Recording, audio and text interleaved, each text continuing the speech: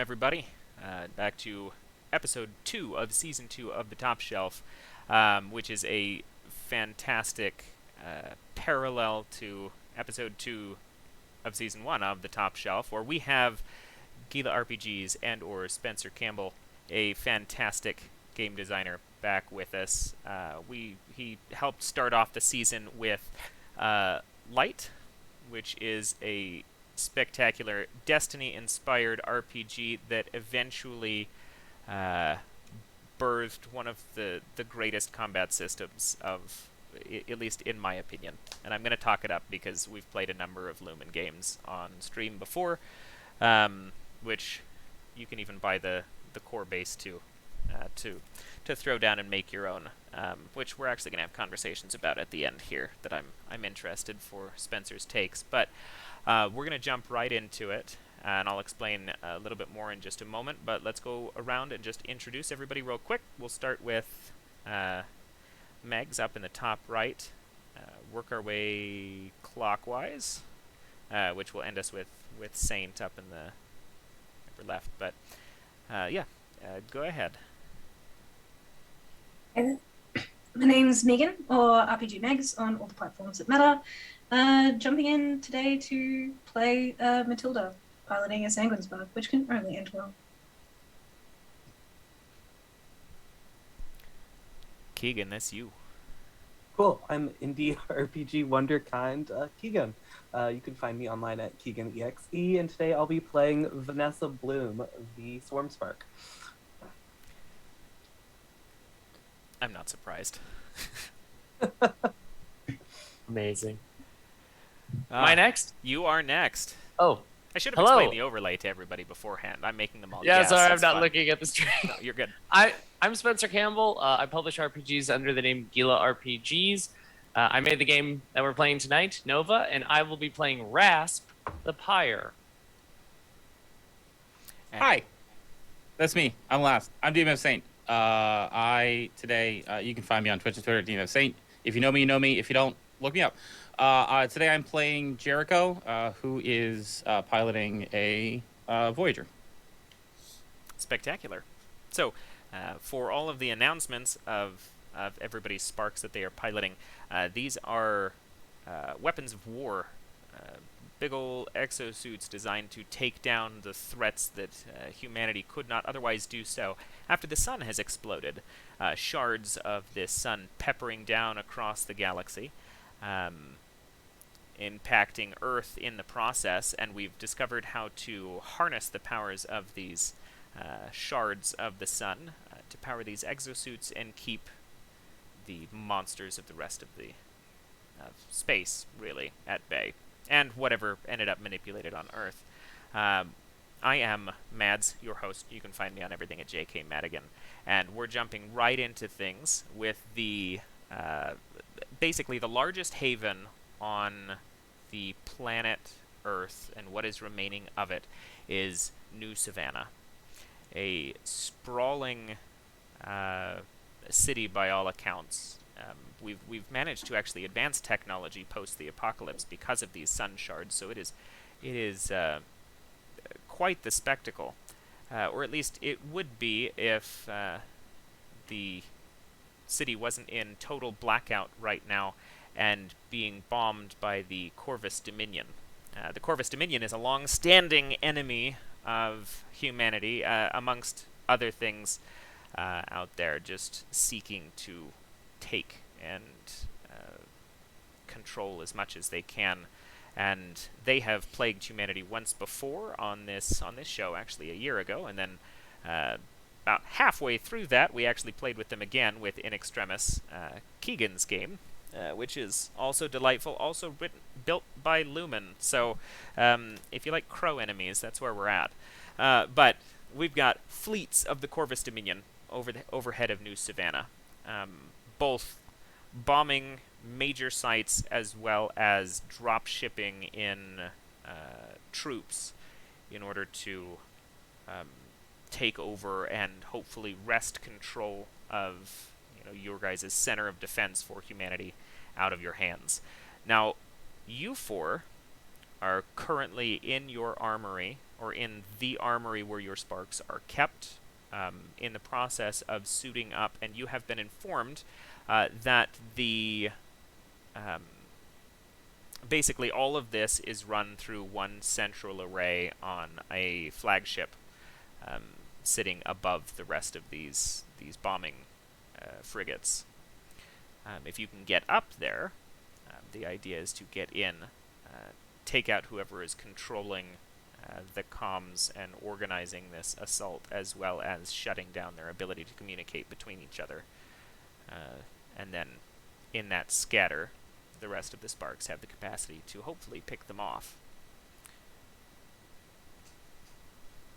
But the floor is all yours.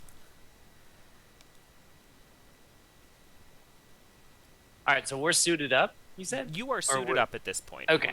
We're gonna start us directly from in the sparks, ready to go.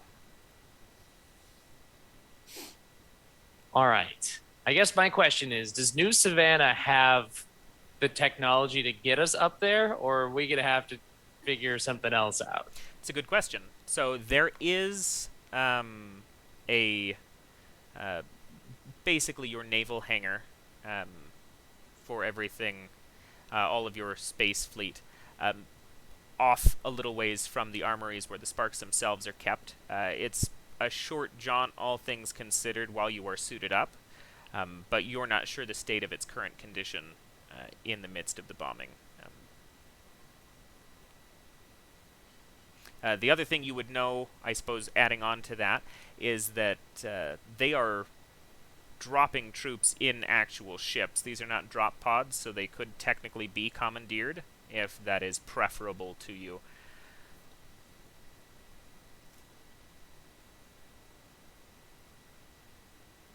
What do we think? Should we steal a ship or try and find one of our own? Assessing what we currently have seems like the first port of call before we go smashing heads. But that's my 2 cents. Yeah, What I'm do down you think? for whatever. Yeah, I mean, whichever seems to be the most opportune, I'm fine with. So I'll provide you this then.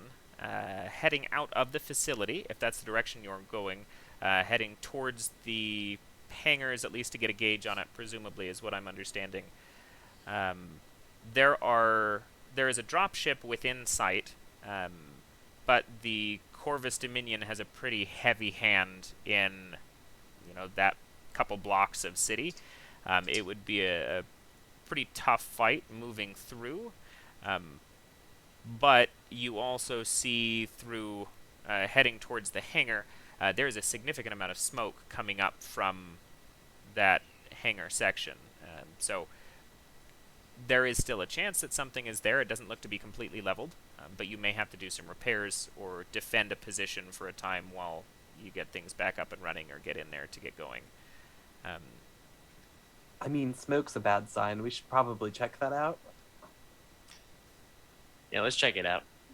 Yeah, you know what? I'm gonna head up and see if I can find us a good pathway between here and there, and Okay. I'll head up to the top of the roofs and take a peek out and see if there's maybe like a street within the city that is a little bit less affected, might have a little bit easier terrain to pass by.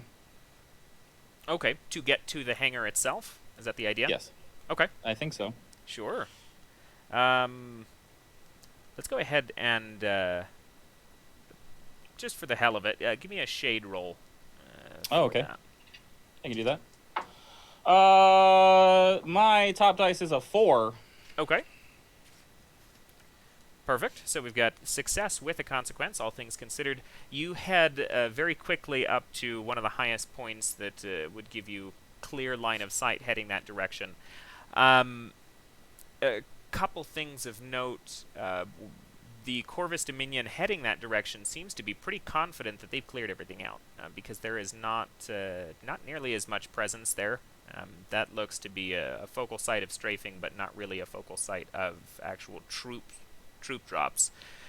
So it's not too bad to navigate through. However, finding that position, you notice off in the distance, down basically a perpendicular to the direction you would be traveling, there is a small battalion of Corvus Dominion heading your direction. And basically en route, whether or not they've seen you, they are en route to directly intercept the party in you guys' current location where you're at. And they are moving quick. Confirming they're moving to where we are. They're not Yes. like angle of pursuit to where we're headed. Yes, they are moving to where Okay. you are right now. All right. So I'd head back down. You know what, folks? We got a little good news, bad news situation here. Good news is there won't be too much troop resistance on the way to the hangar.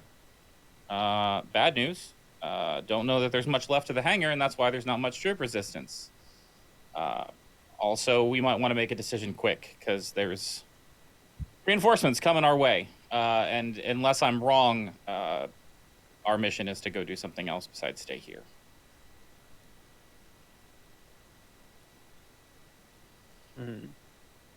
Okay, well, if the hangar's mostly crushed and we're not positive that's going to work out, it might be worthwhile to try to chase down one of their ships instead.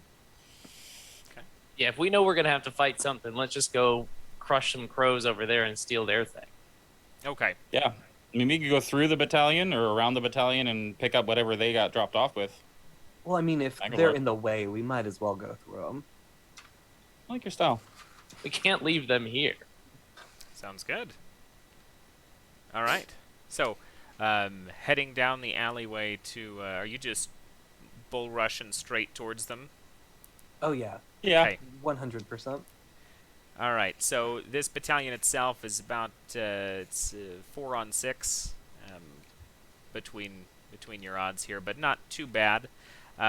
You've got a Raven sitting at the back, long-ranged rifles, tacticians and squad leaders is how they typically function.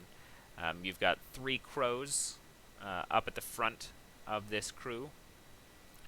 And then you've got, let's see. Let's throw 2 rooks in there, standing in between. You got 2 rooks protecting the Raven, and then 3 crows in front of that. Distance-wise right now, they would be sitting at far range from you. And let's go ahead and take some, go ahead and start off our combat. For those who have not played Lumen before, combat is entirely arbitrated based on who would like to take actions first. Whoever speaks up and has an idea runs for it. All of the players function in that order, and then I make decisions based on both failures of rolls to attack and things, as well as in reaction to those sorts of things as consequences, as well as after they all move, then a certain number of troops have the ability to move and converge after that point as well. So, but you 4 are up and can declare as you would like who's moving. How far away did you say they were? They are far right now. Cool. This is a player new to the system that I want to ask this. Who seems the most combat capable of the 3 of you? As far as your spark. We're all pretty good at murder. Okay. Yeah. All right. I think All right. that I would arbitrate a little bit towards the idea that Pyres would be the Rasp's character is the one that you're most familiar with. They were some of the first series that came out. Heavy melee combat, big damage right up front kind of folks. So Oh, yeah, I should point out, Swarm, the class I'm playing, is not one of the ones in the core book. It's made by Dino Berry Jam. and it's spectacular. It's a great class. You literally see like a familiar robot and then a vampire robot and a bee robot. And a bunch of bees, yeah. Hey, Rasp, dealer's choice. Pick 2. 2? Oh, 2 of them. I pick the rooks. I point at the two rooks and I go, those two. I would use my ability at the beginning if I can, Okay. as we're like advancing, to send marks to all their systems for those two. Okay. And remind me what effect that has. You've got None. My abilities basically use those marks to target buffs and other things. Okay. Sounds good. All right. Who's up next? Cool. So- Well, let's get in there. So I should point out real fast, I have a passive, where is it? Busy Bee, it's a persistent mod. It means I can make 2 power actions per turn instead of 1. Oh, Oh my god. jeez. All right. So while we're still at far range, I'll use Sting to command my bees to encircle 1 target and deal 1 harm. And I'll send that one after the Raven. And then I'm going to move to near range. And yeah, and then I'm going to use Bloom. So deployed bees latch on enemies and deal 2 harm to them. So the Raven I just hit, the bee's going to fly up, sting it, and then explode to deal 2 extra damage. Okay. Just to the Raven. Yep, so that'll be 3 damage overall. Okay. So you go just barreling down this road. Send some bees out. Destroy their tactician completely. Begins to sting. Absolutely. Bee explodes. Raven's gone. Love to see it. The 2 rooks are still marked, and the 3 crows are now suitably upset. Point of order. The mark was my passive. I would kind of nudge the other 2 on the way past as I kind of get a little bit more height for kind of oversight. And I'd say have fun, and I would activate Seek. So a bunch of like tiny bombs launch out from my spark and go flying towards the one on the left, whichever rook is on the left. Okay. Whoever attacks that one gets +1 harm until the end of the round. Every attack against that one gets +1 harm. Okay. Does that itself do any damage? Mm-mm. Okay. Got it. I'm a support class. I love it. I'm helping. Stunning. So rook on the left has an additional harm for any attack. Cool. All right. I'm feeling the swarm vibes here, so let's use Cauldron. Burst into a swarm of bats and move to any location within far range. Deal 1 harm to any close enemies at location. So let's target that rook on the left. Okay. Targeting the rook on the left. So you And everything close to it. blink forward in a swarm of bats. Unfortunately, because of how I had the battalion marching, everything close to it is everything, pretty much. How much damage are you dealing? So I believe that's 1 harm. 1 harm to everything except for this one, who takes 2 harm. Mhm. Okay. Okay. Beautiful. Since this is a narrative combat game, what's that looking like, Megs? What are we seeing in that? Yeah, I think that with everyone launching their items, there's a swarm of bats. It doesn't look normal. The bats look kind of like a dark green color. You're not sure why. And the spark shows up behind them. Says sorry, and there's an explosion. What a delightful vampire. Yeah, I was gonna be like a really positive vampire. Okay, sounds good. So we've got Keegan's moves, Vanessa's, Matilda's, Jericho's, Rasp, I believe. Have you gone yet? No, not yet. All right. So you said they're all kind of like clustered around, or They were marching in At least order. that Raven? Like this was a formation march down Gotcha. just kind of clean sweeping this street. So I took the mod Mercury, which allows me to move twice per turn. So I'm going to go from far to close to get just right up in the grill of all of these fools. And then I'm going to use my dash on whoever's like in the middle of them. It would be your rooks. The rooks, and it will deal 3 harm to that rook. And I also took the sweep mod, which means it affects everybody close to this fool as well. 3 harm to everybody close to it?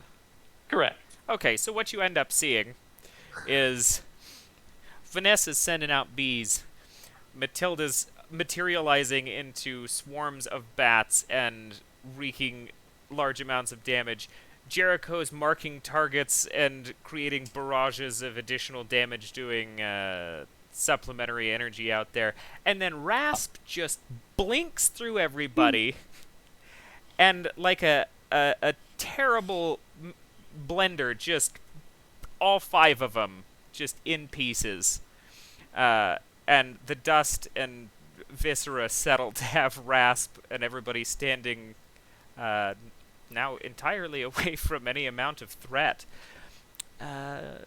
Rasp, you have dice in front of you. You want to roll for loot on that 6? Yes. There's 6 of them? There were 6 of them.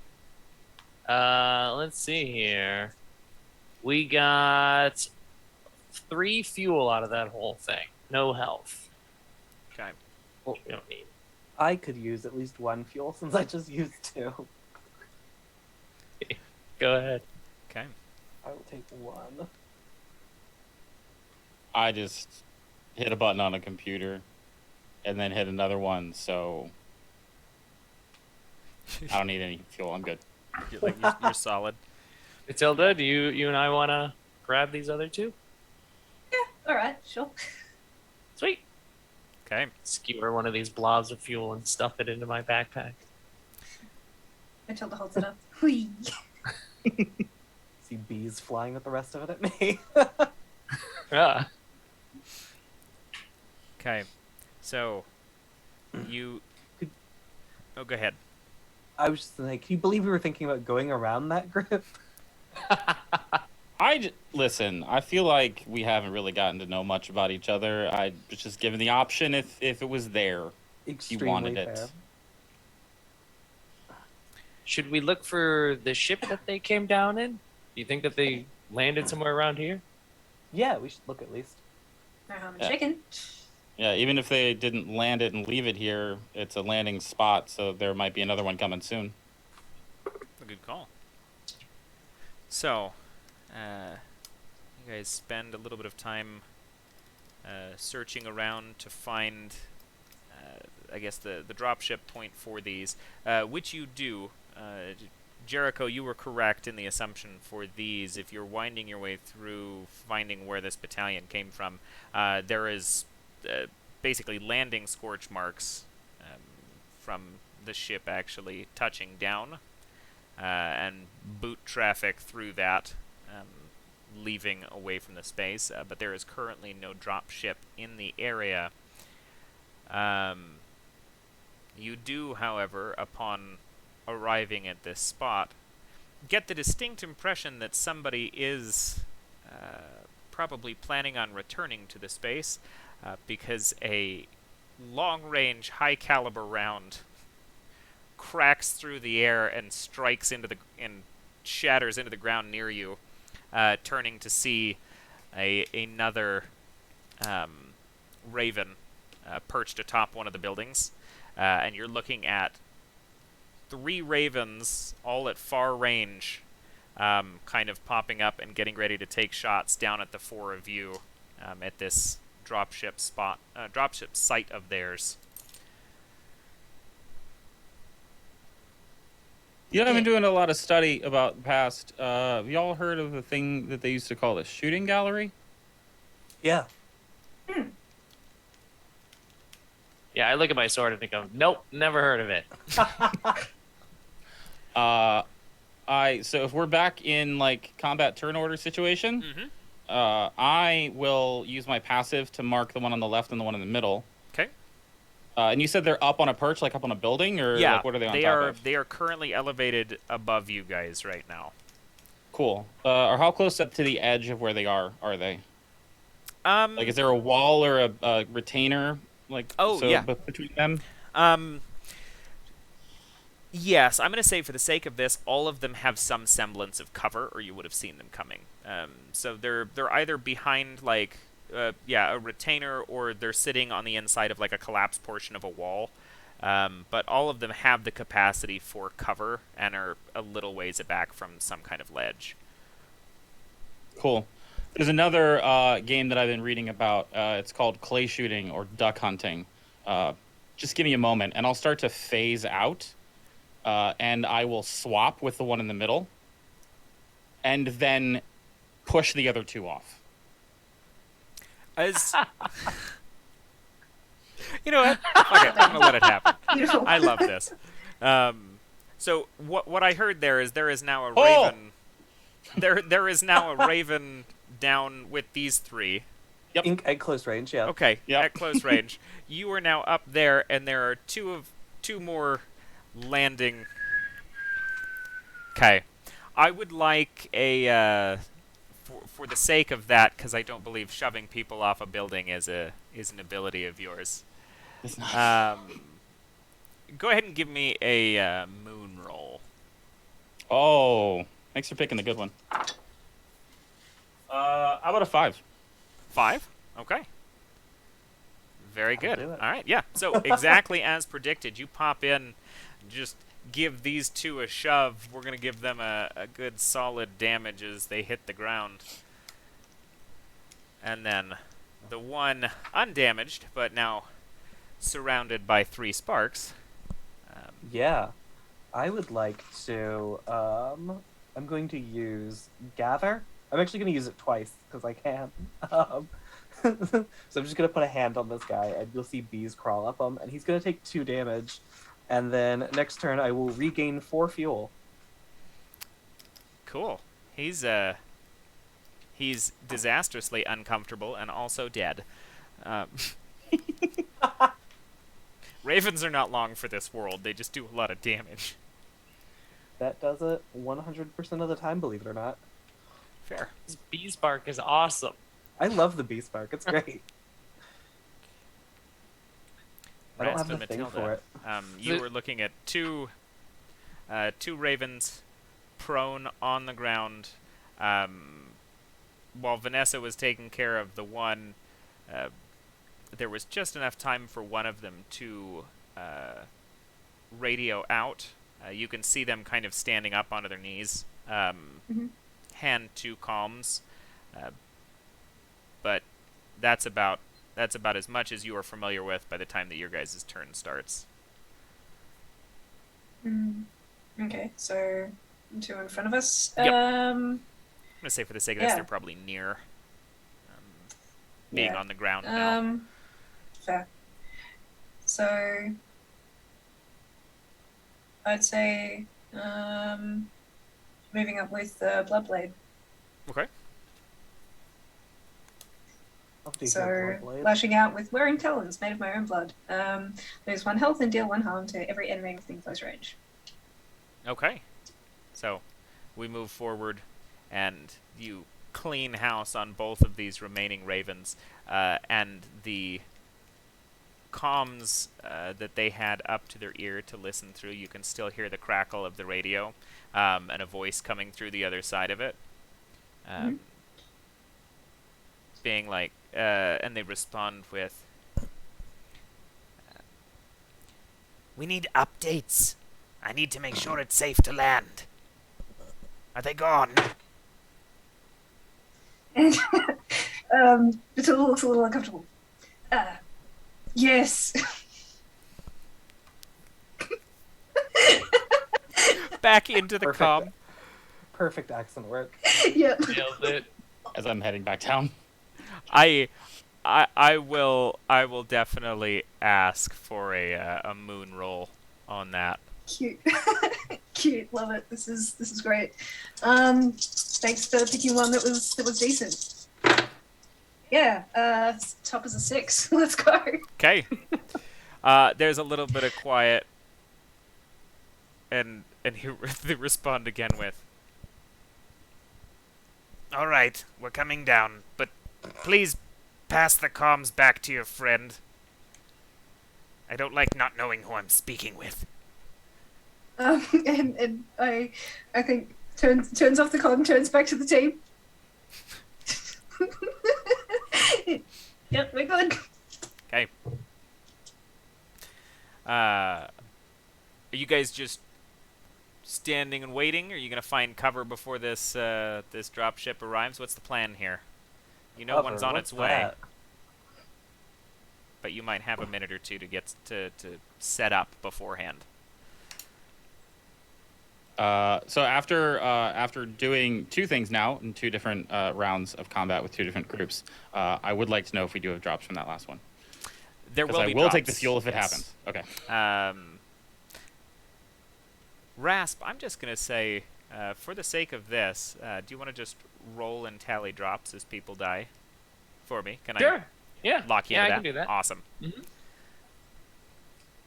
So we got a health and 1 fuel. Can I take the fuel since I didn't last time? I mean, health would be nice. It's all yours. Okay. Yay! You all are missing health and fuel? Just 2. Perfect. I generate more fuel than I use. It's the perfect system. Yeah. Love it here. Bees just leave the exhaust on the back of the spark. I mean, I think I'm just gonna stand to the side and it's just so long as I don't get crushed by this ship. And I'm not afraid of any birds right now, unless I see my teammates hiding and I would be ruining their plan. I'll just kind of sit there and wait for this ship to show up. Okay. Yeah, I think I'm filing my nails while we wait. Yeah, Jericho's squatted down and is skipping stones across the ground. Okay. Got it. Matilda's feeling a bit sheepish. She's pulled back. She's laying in wait. It's like, oh, shit! They could have picked me. The cover might be blown. Okay. So, as you all end up waiting, takes about 3 minutes for the ship to arrive in the space and touch down to the ground. Once again, just turning the space to ash. With the exhaust relatively primitive compared to the technology that you all use to ascend and descend, but the fuel burns itself out and the ship touches down, and there is actually a moment of wait where the ship does not open, and then you watch a gun turret raise up from the top center of it with a rook manning it,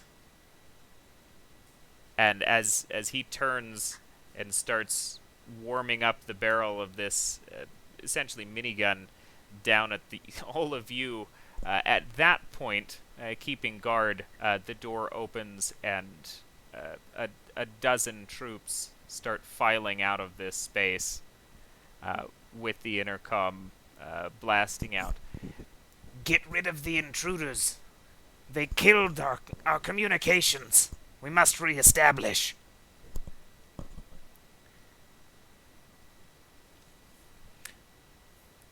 So you are looking at, once again, a rook atop the ship, manning a minigun, and then a dozen crows. Cool. Love How to do far? that. What is the rook further away than the crows, or are they all? The rook would be further away and or harder to hit right now. You're looking at the kind of shield with the sight line through the center of it, as he's on top of this, and then all of the crows themselves are marching right out of the front of the ship, guns ready as bullets start flying in directions as you were all taking evasive action. Hey Jericho, know what would be really cool? I have a hunch we have the same idea, my friend. Just give him a couple seconds to come a little bit more forward into the line of fire. And I will immediately mark the Raven and one of the crows. We'll call him Bob. All right, so the rook is marked, and then Bob the crow has also been marked. And just for good measure, for this first round, I'm also going to send out the explosives again to tag him for +1 harm. Tag Bob? No, the Raven. Okay. Is there any distinguishing markings on Bob that I should be aware of? No, just so that other people can target Bob out of the other 11. Okay. Cute. All right. Spectacular. Can I use Cauldron again to get up behind this Raven? The rook? Yes, that one. There we go. 1 rook, 12 crows. Yes, that one. Perfect. I think I said Raven, I'm sorry. No, you're All good. good. Difficult when they're all birds in the same family. I know. Who wrote this? Yeah. Yeah. I knew he had in extremis behind him, and I was like, oh, he's using my stats. And I was like, oh, wait, no, he's... Oops. I'm gonna say yeah, I'm about that, but due to the risk involved, I know Rasp is there. Gila's gonna yell at me because you're not supposed to roll for abilities, but I'm gonna require a moon on this one to get up Cute. behind this guy. 6. Okay, easy Successful. enough. Yep. You are all well trained, a strike force designed to do the job that you were sent for. And you blink up behind this rook, giving him no time to be able to turn the gun. How much harm are you doing? 1 plus the buff that we got for marking, if I understood that one Perfect. correctly. Yep. So 2 Yeah, harm. and I think as Matilda pops up behind them, they go, "G'day!" Just eviscerates them. I'm gonna. Okay, so yeah, you shout that at him, and he just fingers down on the triggers of this minigun, and a spray of bullets just runs the line as he's startled right across the center of the battlefield between the crows and you guys. Who is up? I believe that would be Rasp or Vanessa. Rasp was welcome to go. Well, Rasp is going to definitely.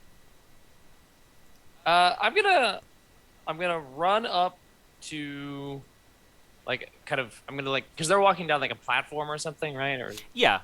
disembarking the ship. Mhm.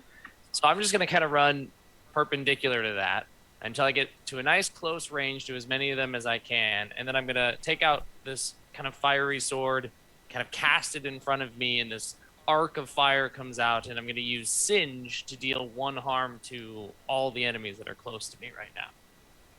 Okay. And if Bob is, I guess I specifically make sure that I really mess up Bob, because I in my HUD, I've got Jericho's mark in my eye, oh yeah, that one's got to die for sure. Okay. You're dealing 1 harm to each of these guys? To everybody who's close to me. So. Okay. We're gonna call close here. We're gonna function them in rows for that sword. So the front row. This is 4 rows of 3. So 1 clean cut through that first row. 1 harm dealt to the 3 in the foremost front. Bob being the center of those 3. Cool. Yeah, in that case, what range am I at from them currently? You would be close functionally. Okay, cool. Or not close, was- sorry, near. Close is melee. Near is Yeah. just beyond that. Yeah, you would be near. Okay, cool. I will close to close then. Okay. And I'm going to get to show off my other mod now too. I'm going to use Gather, and I have Hive Mind, so I can hit 2 additional targets with it. Okay. So I'll hit all 3 of the ones in the front line. Okay. For 1 damage. Which will also generate 6 fuel for me. My God. What is that, Jericho? What is that mark? does the marked target, your passive ability, do? Literally all it does is it allows me to add on other things. So like all of my powers tag off of what I've marked. Oh, got it. Okay. So Bob the Crow is not taking additional damage. No, because I had tagged with Seek the Rook. Got it. Okay. So 1 harm to the front row as well. They are standing and grumpy about it. Cool, and then I'm going to use my ability Bees on whoever's in the middle of the second row. Okay. And I have to roll a d6 for this one. 1. So it deals 1 harm to anyone at close range to them. Okay. Alright, so we're going to... Based on that, we'll clear the line of the first 3. So Bob and his friends are dead, and then the second line is going to take a harm from that. Now, Vanessa and Rasp, you are both close at this point. Jericho, are you near range? I mean, I've been moving close enough that I could get to wherever I need to. So, Okay. yeah. I'm like, would you Like the engage edge with of near. themselves in, like, melee space, though? No. Maybe beyond that. I'd stay ranged. Okay. Alright, so near for you, close for the other 2, and then close for Matilda as well, as far as that rook. Let's go... Alright, so the crow's directly in front of Rasp and Vanessa are going to take their action to just kind of unload a close range spray. Not really feeling the need to aim between the 3 of them. You both will take 3 harm from that. Is it 1 harm from each of them, or is it Well, 3 harm? I'm kind of arbitrating their narrative together, because they're 3 harm close range per crow. But I'm gonna... Okay. The spray Cool, and pray cool. of that front line, you both are taking 3 harm. No worries. I'm going to use my passive ability for the swarm, and I'm going to sacrifice 1 fuel to swiftly rally my bees to block 1 harm. Okay. Whole lot of dead bees on the ground now. Just throw some bees in front of bullets. It's okay, Roll you it. have more. Matilda, the rook in front of you is still very much more trying to pay attention to his gun, but having you startled him as bad as he did, he's going to let go of the weapon itself and just take a backhand towards you, swing the whole arm. And these are beefy birds. These are really big enemies, heavily armored. And he's going to swat into you and send you careening off of the back of the dropship back to the ground, which you will take a harm for, but you are now at a near distance from him, so he can refocus on his gunning duties. And then the last 2 squadrons of these crows are actually going to divide on either side of the 3 in front of you, so you're almost looking at a firing line, but each set of 3 on the left and the right are going to move so that every group of 3 are no closer than near to each other. Hey, that's smart. Clever birds. It's the first smart thing they've done so far. Alright, that would bring us back to you guys. That round, we generated 3 fuel. I do not need fuel. I, at the beginning of my turn, regain 6. What the... It's such a good ability. I saw it, and then I saw I could add 2 targets to it, and was like, I'm gonna break this game. Jericho, I think you need some fuel, right? I could use 2. Yeah. Tilda, do you want to take the other one? Oh, Cool. Alright. How many are left? Can you give me a rundown of that? Yeah, we're looking at 9 crows, 1 rook. Rook is about half health right now. Front line of crows that Rasp and Vanessa are in close range with are damaged. the two other battalions that are at near from those guys, they would functionally be at far range from you, are both undamaged, with a 3 group on the left and a 3 group on the right. Rasp and Vanessa engaged with the center. And the Rook is back on the gun? The Rook is back on the gun because Matilda's actually out of sight at the point. She's on the other side of the dropship, having been kicked off the back. Yeah, that's not going to be the case for very long. Beginning of the round, I will mark the two outside ones in the second row. Okay. And then I will phase out again and swap places with the Rook. Ah, shit. Okay. Fair enough. On the gun. On the gun. Do I have line of sight on any of the crows below me? You actually have really nice line of sight to the Rook. That's why I was asking what range you were. Close range, these guys are right below the ship. But the Rook is perfect distance right now. Perfect. Just take the Light shot. him Mate. up. He was well rude. I feel like He I was need to well take the rude. shot if I can. Okay. Yeah. We're going to make that. Let's see. I'm feeling that's gonna be a sun action. Yeah, of course you are.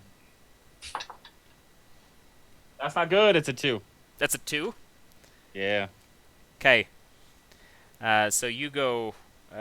It's not a hard gun to operate, but you don't anticipate the strength required from a Rook to keep this thing steady as you pull the trigger. Oh, Nelly. And it just it sweeps a full circle through. Sorry. The Rook is gonna take 2 damage. So is Rasp and Vanessa. Sorry. I'm going to take Not 1 sorry. damage. As I throw another bee in front of a bullet. That's right. You throw those bees in front. Sorry. They're endangered. All right, perfect. But Jericho, you're on the gun. The Rook is gone. Matilda, Rasp, or Vanessa.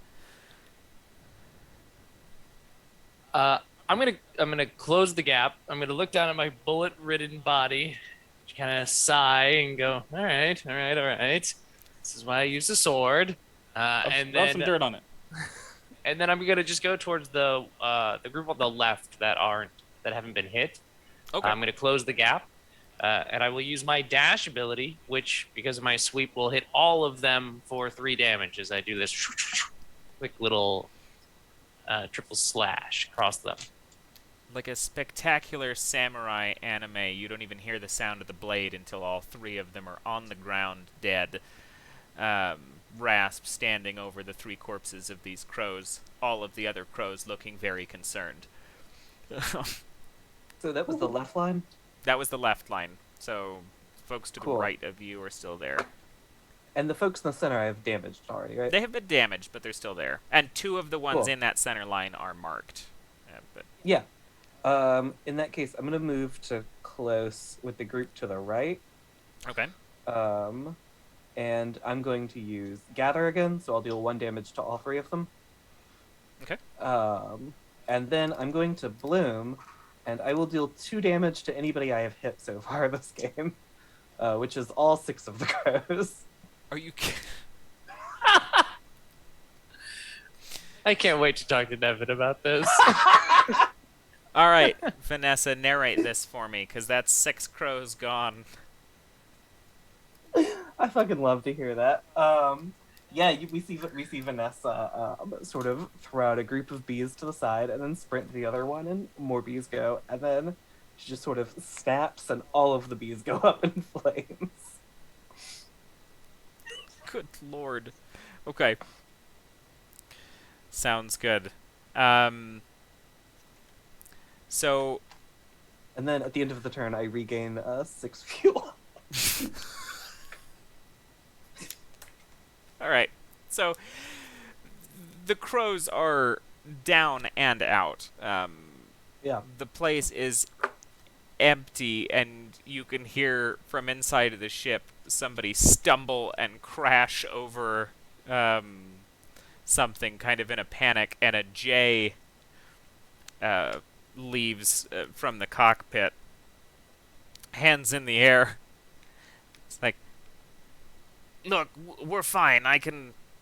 I'll leave. We'll go back up. Can you get your friend You'll off go the back gun? up? No, Cool. I will Take go us with back you. on. Oh, wait, We'll sorry. go with you. Yeah. I Listen, I don't like this plan. we hailed a ride, mate. You hear? Just get on with it.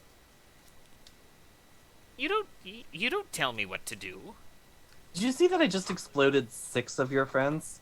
Do you see that we have a big gun? We kind of do tell you what to do, mate. Have you tried doing your job? Matilda, could you make a sun check for me? Love it. 6. So good at talking to birds. So good at it. Looks at you, and the head kind of tilts and looks at the ground, a little panicked. And he's like, "All right, okay, fine, but I'm not responsible for anything that happens up there. I'm not taking you out of the goodness of anything. I'm gonna drop you off, and I'm gonna Yeah. go find a different hangar." Yeah, cool. Get on with it. Yeah. And what was your name again? Doesn't matter. I'm gonna go fly now. At least he said it because I was gonna say it. And he climbs back into the cockpit, and you can hear the engines start to turn. We have 5 fuel from the end of that fight, by the way. Perfect. After we killed those other fools. Did we not drop any health? Oh, I have a shit ton. Oh, well, I didn't drop it. Yeah, no health drops, which would love for that. Would love for some health. Yeah. You probably need it more than me too, because I mitigated a significant portion of that. I will take 1 of the 5, and then I'm fine. So, folks who ever need fuel, grab it while it's good. Yeah, Jericho and Matilda, that's 4 to split between you two. How many do you need, Matilda? Yeah, I think I'm good. I'll take 1. All right. Wait, can you overdo fuel and health? Or is the number the max? The number's the max, right? Yeah, so I'm good. 1's good. Fly, fuel, be free, and I'll let it out. Yeah. Back. Jericho, if the cockpit is an open cockpit, I'd be sitting there like with my arms over like the back of the co-pilot's chair. Like, so how do you fly this thing? It's really quite complex. We don't. Uh-huh. And he's just like sitting and stammering, like watching you. Yeah, what's this button do? And I'll press something. Just give me a D6. Let's just see what happens.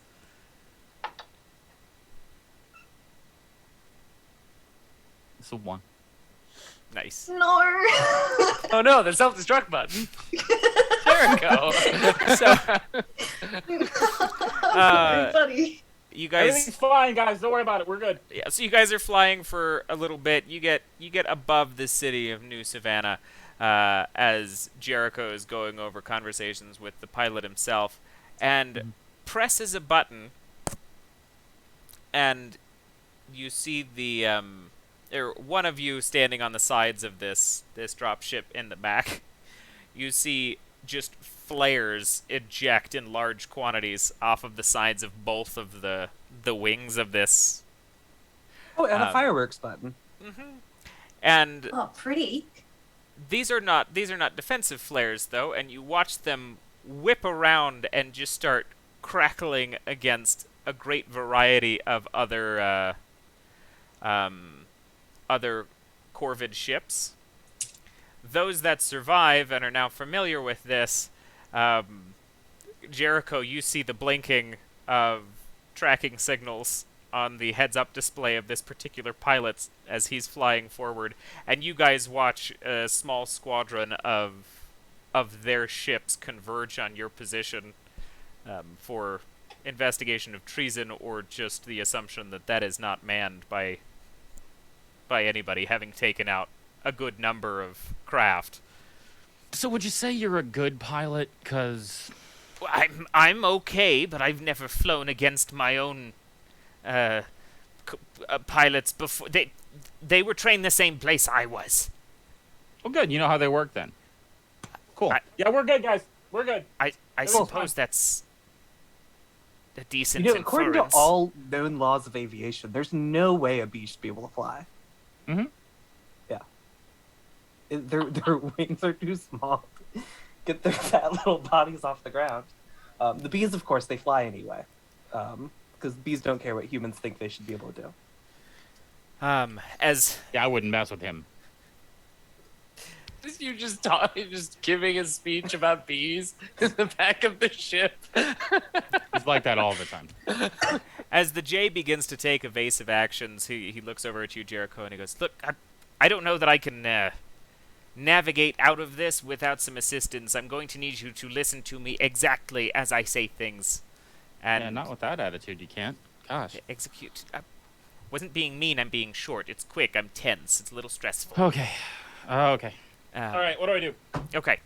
And he starts giving you instructions about different buttons or readings that he needs off of the dashboard there. Same button. This one? Go ahead and make a moon roll for me.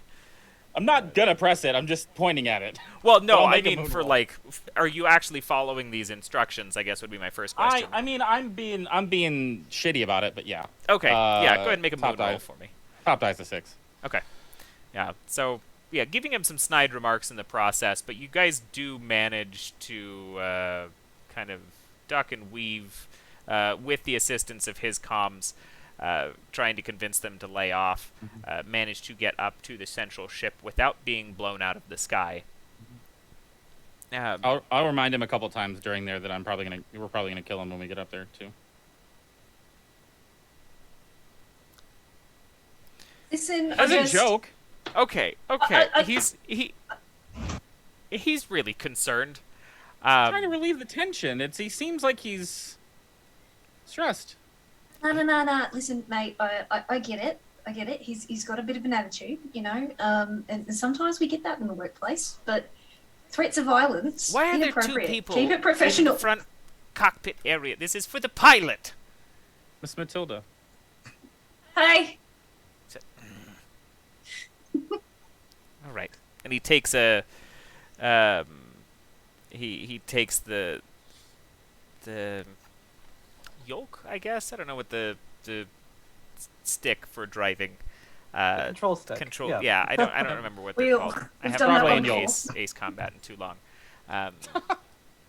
But manages to bring you into the hangar and then very quickly make sure that there is ramps leading off of this.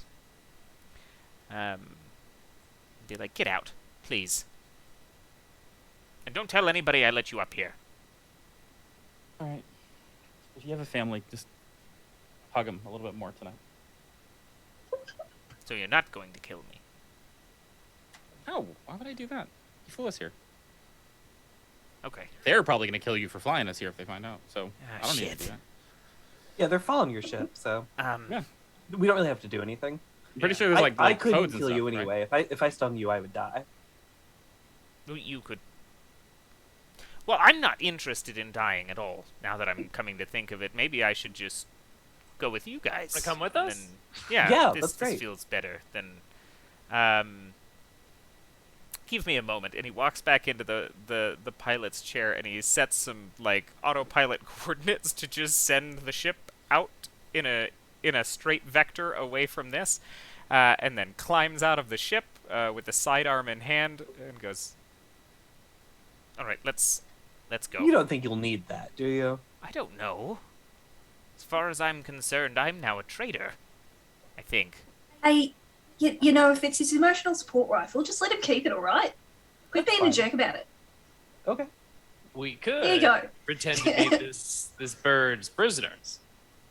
Capture yeah, 4 something like shiny that. sparks and bring us to the top brass. Yeah, look at that. See, we got a whole cover story for you. Matilda claps him on the back. Look at you. Doing great. Believe in you. You've never seen a bird sweat, because I'm pretty sure they can't, but this bird is sweating. It's wet. Yeah, this is a damp bird at this point. Damn bird. Well, I mean, because they don't look quite like birds. They're a little bit more like Skeksis, all things Oh my gosh, considered. yes. So, Love it. Those could be wet. Okay, yeah. All right. Well, that sentence made me... quit hanging about. Ooh. He looks at the four of you, though, and he goes, I mean, I could.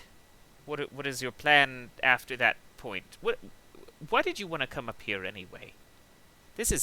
You are going to die in here. Well, I mean, we can die in here. We can die down there. I mean, ideally, we're going to switch everything off up here so no one dies down there. A lot of people have already died down there. Yeah, we're trying to stop any more dying. Ah. Are you listening? Stop being such a galah. Oh. You know what? It's okay.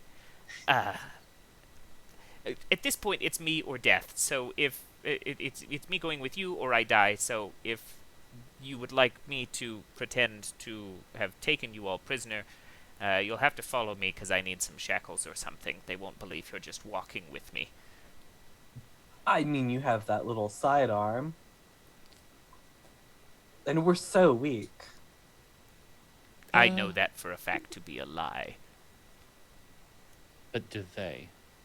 They might not know. You could And also look, just think tell us how where the many bridge little is. shackles you'd have to get for all of these bees. All right, I'll walk you to the bridge, but you all have to empty out at least a good portion of your fuel. You need to be a little bit more dim than this, because if you're all bright and shiny, they're still not going to be convinced that I'm just, holding you at gunpoint with a pistol, and I have a fighting chance. I don't believe it. I don't know why they would. Yeah, nobody puts my light under a bushel. So, you can escort those three, and I'll just sneak along behind you. How about I also sneak along behind, because I'm not really up for this whole trade agreement. I mean, No offense, mate. I recognise you're trying to change your ways, but no, I'll sneak along out back. Y'all can take that though. Just get on with it. Two out of four, I suppose, makes my odds a little bit better. Yeah, not unrealistic. All right, you two, B1 and Red Man, go in front of me, and I'll point my gun at you, and you two hide and follow. Yeah, this seems like the work. And this very awkward Jay begins walking you up towards the bridge through a massive ship, and we are going to make a couple rolls on the success of that venture here in a moment, but we're going to take a quick intermission because it is about time for the first of those. We'll take a quick 5. We'll be back, and then we will You said B. finish up. Vanessa, I'm not laughing at B puns tonight. I Yet. haven't even started those. Yet. All right, we'll talk to you in a minute, guys. Everybody. We have returned. We are playing Nova on the Top Shelf, which is a Lumen game designed by Gila RPGs, the fantastic creator of. Let's just blitz through them because I've got literally all of them here, and I enjoy doing this. So, the last 2 showed up in the mail the other day, or earlier today. But Light is where all of this started, which is wonderful. Lumen is actually the system that this is created on. We're going to touch on that here in a minute. But Time to Kill, solo RPGs, always a good time. Corvid Court, if you like more birds, apparently Gila's got a thing for crows, so birds and crime. Fae plus crime with Seasons, also played that on the Top Shelf last year, good time. No birds, also crime, Score, a good one. And then his... did Slayers win awards, I believe? Well, it won the Indie Groundbreaker Award for Best Rules. Slayers is spectacular. Very cool. And Dust is its Western supplement, which ironically, you're working on a new game based on the Slayers rules that is just a Western, so you've rendered... Spencer does crime, Westerns, and birds. Yep. And something is a combination of the 3 of them, generally. I don't know how we haven't gotten to Crime Bird Western yet, but we'll get there. It's coming. Oh, you better believe it's coming. It's the pinnacle. That's where he retires. Oh, I should add Faye to that list, probably. Those are the 4. Yeah. But currently, we are working through Nova, which is the fanciest of all of these thus far. And we are in a Corvus Dominion flagship being guided along by a very nervous Jay who has made friends, sort of, with 4 Sparks, being convinced to take them to the bridge on threat of death. And you are all traveling along, Rasp and Vanessa in front of this Jay, Jericho and Matilda keeping back and sneaking through everything, which, because that is the case, I would like Jericho and Matilda to make shade rolls for me. So how's this going to work? Am I going to cover you, or are you going to cover me? No. Yeah, I'll hang back. Tops of 3. What you get? Tops of 4. Okay. You know, we're doing great. We got Yeah. this, bud.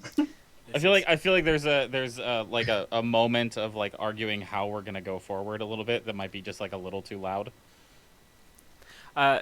Okay. Yeah. So you guys are, you gain. What ends up happening? I in would that, definitely have increased the volume myself. Yeah. What ends up Not happening you. in that little bit of heightened volume and conversation, it's actually more of an attention thing that is the problem, is you guys are paying attention to who is moving when, and Rasp and Vanessa and this Jay have turned a corner somewhere as you guys are getting through the upper levels, and you have lost them. Hung back just a little too far. Still hidden, but 3 of your folks are missing. Knew I should have marked them. Ah, shit. Rasp and Vanessa, the J leads you to not super far beyond where Jericho and Matilda got lost, unbeknownst to you, of course, leads you to the bridge, which opens up into a very, very large circular room, not too dissimilar to a nest. Big open space in the very center, with all of the control panels along the sides, and then mass amounts of glass reinforced to which to be able to see out upon New Savannah and the destruction that is being wreaked. Inside of this space, as you are walked in and the J addresses the commander in charge, which is Zircon, being their name. A very large, very large, very tall member of the Corvus Dominion. Big, dark, purplish black wings folded up behind him, a little hunched over, with a gold-plated mask covering the beak itself, as he swivels to see the J and you two in front of him, as the bridge doors close behind you. There are 10 other birds in this space, working on things and taking care of stuff. Edge to edge, the room is large enough that you can functionally, a sphere with the very edge of the glass, if you're pressed one side to the other, is far range, but beyond that, it's pretty tight quarters. And conversation begins between Zircon and Jay as you are both standing there. Jericho and Matilda, I'm curious to know what you guys are up to before we get into that, though. Probably cursing that we lost them. But then after a hot minute, trying to track them down, turning to Jericho. Alright, so. Yeah. I'll go find him. Mm-hmm. You go find plan B. You know, if it all goes to hell. Just with you're good at pushing buttons that take us all to hell, right? Yes, but Yeah, there you go. Hang on though. I need to confirm this. Yeah. Me pushing buttons hasn't gone great before. Am I in charge of picking what plan B is? Sure. I believe in you. Okay. Yeah. Oh, God. Cool. Yeah, and I don't know if you want to do whatever you have to do, like put a mark or whatever that is to keep track of where we're all sitting in case it all goes to hell and you have to enact Plan B. Do what you got to do. But yeah, I'll go find them. Go find Plan B. Don't push it until it all goes to hell. All right? Clear? Yep. That's the spirit. I'm going to say, for the sake of this, too, you all have comms. The only reason that you've lost Rasp and Vanessa is because you're kept quiet at the moment, but you can discuss that Plan B when if it is necessary. Jericho, I would like you to construct your Plan B. What your thoughts are, and just take care of that away from my eyes. I trust you to create a Plan B. Matilda, I would like, because you are looking for these two. Yeah. Give me another shade roll. All right. Oops, a 3. Okay. All right. So hang on to that for a second. Rasp and Vanessa, you are introduced to this very large, menacing bird man, and he looks at the two of you. I see. You managed to bring me not one, but 2 sparks to the bridge. How? Or rather, how are you both that inadequate that he could have brought you to the bridge?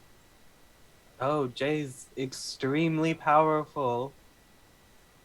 Yeah, I try to hold my sword up and I drop and I go, oh, I'm so weakened from this fight.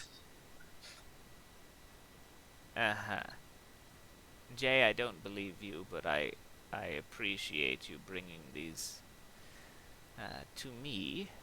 We're going to take apart these sparks piece by piece, and then we're going to use the knowledge stored in there to figure out where everybody else is. New Savannah can't be the only haven on Earth.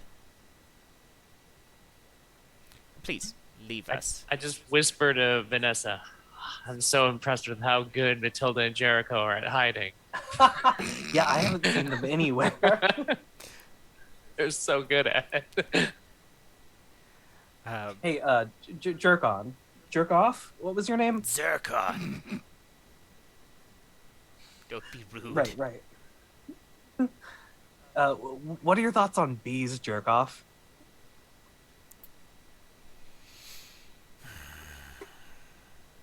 And Birds and the bees. I'm not a fan.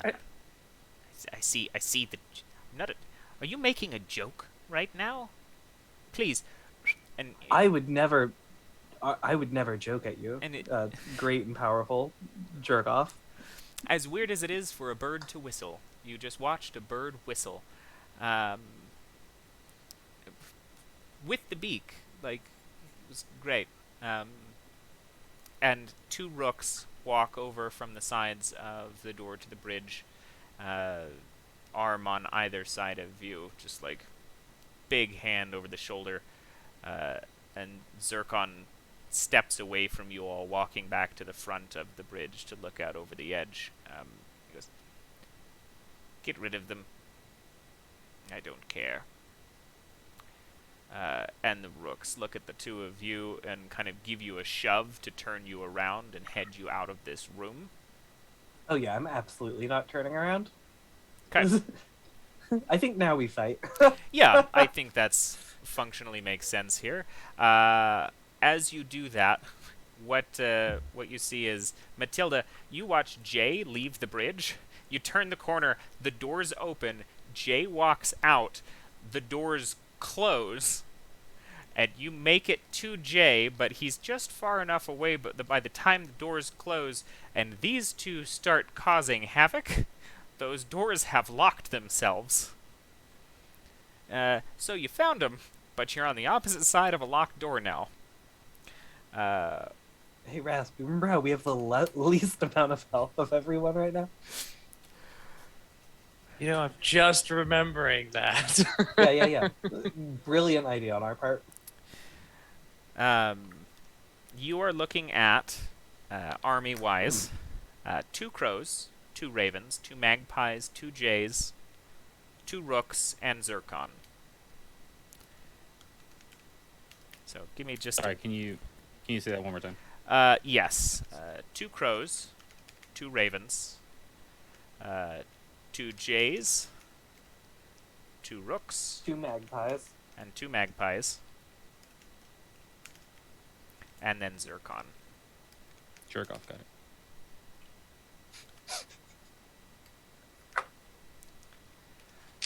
Give me just a minute to organize all of these so that I can track their health.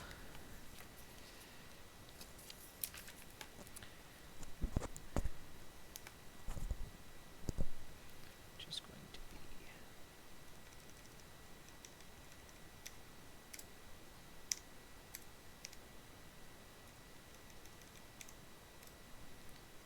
Ravens have gone to...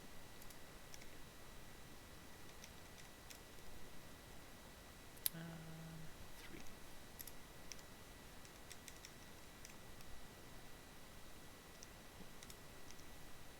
Almost gave the rook 6. I can't wait to see our supernovas go off. Oh, I'm so excited. What do we for it. inevitably get killed? Look, I have to showcase the mechanics of the game, so you know, Doing the right thing. I am. No, this is good. I've wanted to. I gave myself very little health for a reason.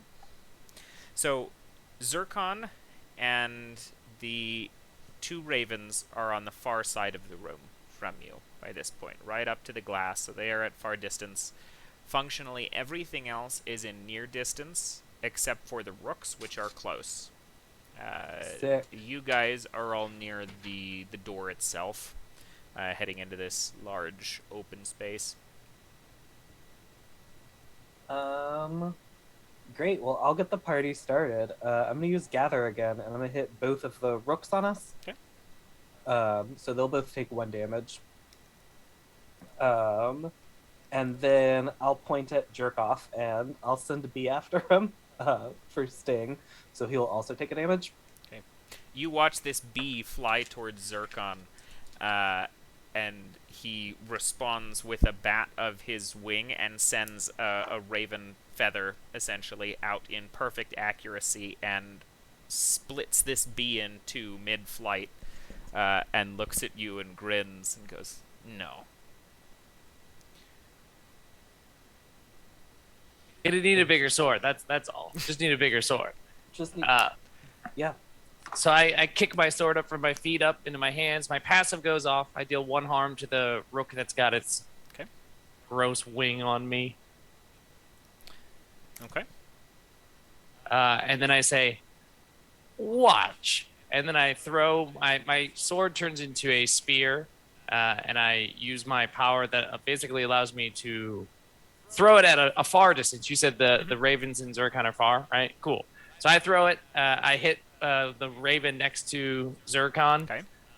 And basically I start to phase away. I don't phase away yet, but I'm about to blink next to that raven. I did do 1 harm to them, though. 1 harm to the raven. Okay. And at the start of my next turn, I will instantly blink next to that raven. Okay. Sounds good. Now, before we hit into that then, Jericho, what are you up to in this ship? I mean, do you want to know my plan? I want to know what you're doing. Is there anything that you need to execute or maybe risky or involved that could manipulate the plan? I mean, maybe, sure. Yeah, so I'm going through the hangar where all of these transport ships are. Okay. I just watched someone set one off to autopilot, and I don't know, I rolled a pretty high thing on helping him pilot this thing. I feel like I could set a couple other ones of them up on autopilot pretty easily. Okay. I would also tie up the pilots, 1 in each. I would mark them, and I would tag 1. What does this tag do? So the Tag just means that the mark can't be removed. Oh, okay. Got it. All right. So That's all I'm doing. fair enough. I think that's functional for the moment, especially knowing there's combat going on in the bridge. You're probably watching alarms going off, and as long as you're sneaking right now, you got birds moving past you. Yeah. Humming the whole way. Yep. Just doing my little thing on the clicky clackies. Okay. In which case, while he's working on that, Matilda, you have an opportunity to try to get this door open, or you got Jay in front of you. What are you taking care of right now? To clarify, the J in front of me is our kind of friend, kind of not friend. Yeah, the one that you had made an accomplice with, at least. Yeah. As the door closes and looks, no, all right. If you're with us, you're with us. Get it back open. I'm sorry. I can't do that. Can't or won't? Well, no, actually, There's a distinction. Can't. The ship is not controlled by me. I have access to the hangar. In fact, they made fun of me in there on my way out. Like, I'm not. I promise you, I don't have the capacity to open that door if they don't want me in there. All right. Do you know if there's some other mechanism that we could mess around with? You know, just a little bit of tinker. To force the door open or do something else? Yes. Okay, just checking. Follow me. All right. And he takes you kind of down a side hall. So you are traveling that direction. Rasp, Vanessa, in quick response. We're about to get hurt. Yes, you are. In quick response to the bee that you sent out, as well as the sword that just barreled past Zircon, he's gonna look at the two of you, and you would suppose from the next interactions that he actually is probably interacted with Sparks before, because he is going to look at Rasp, laugh at Vanessa, and look at Rasp and go, and snap, and you watch as Rasp stops phasing and locks into place. You don't think that I haven't interacted with you all before? This isn't my first game of Avoid the Spark. I'm all locked up. You are all locked up. Which, for the sake of this, prevents you from moving until your next turn. And then Vanessa, one of the ravens, or actually, no, you have a rook right next to you.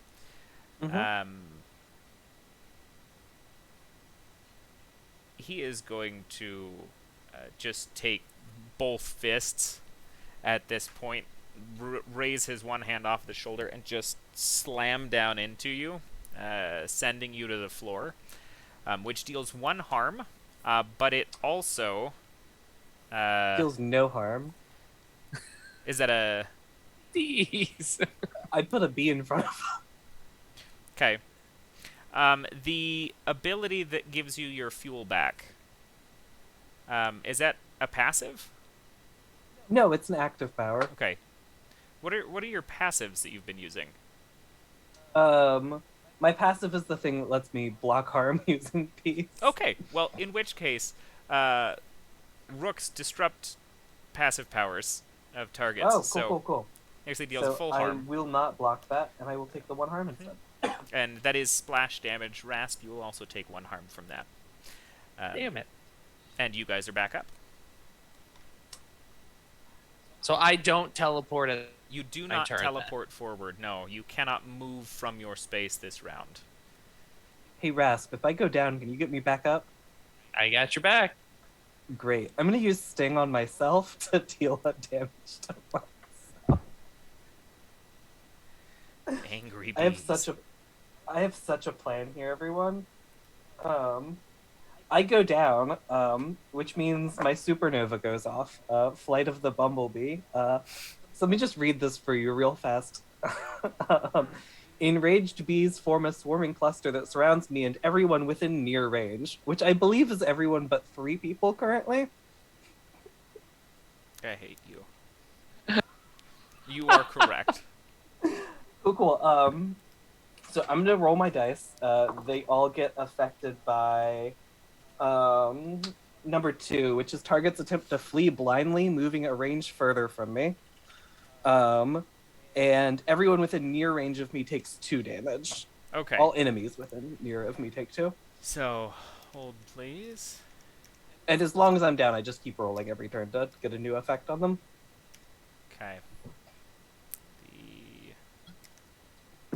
So everything is now functionally at far range, except for the rooks, who are now at near range. Mm-hmm. Okay. Let me see here.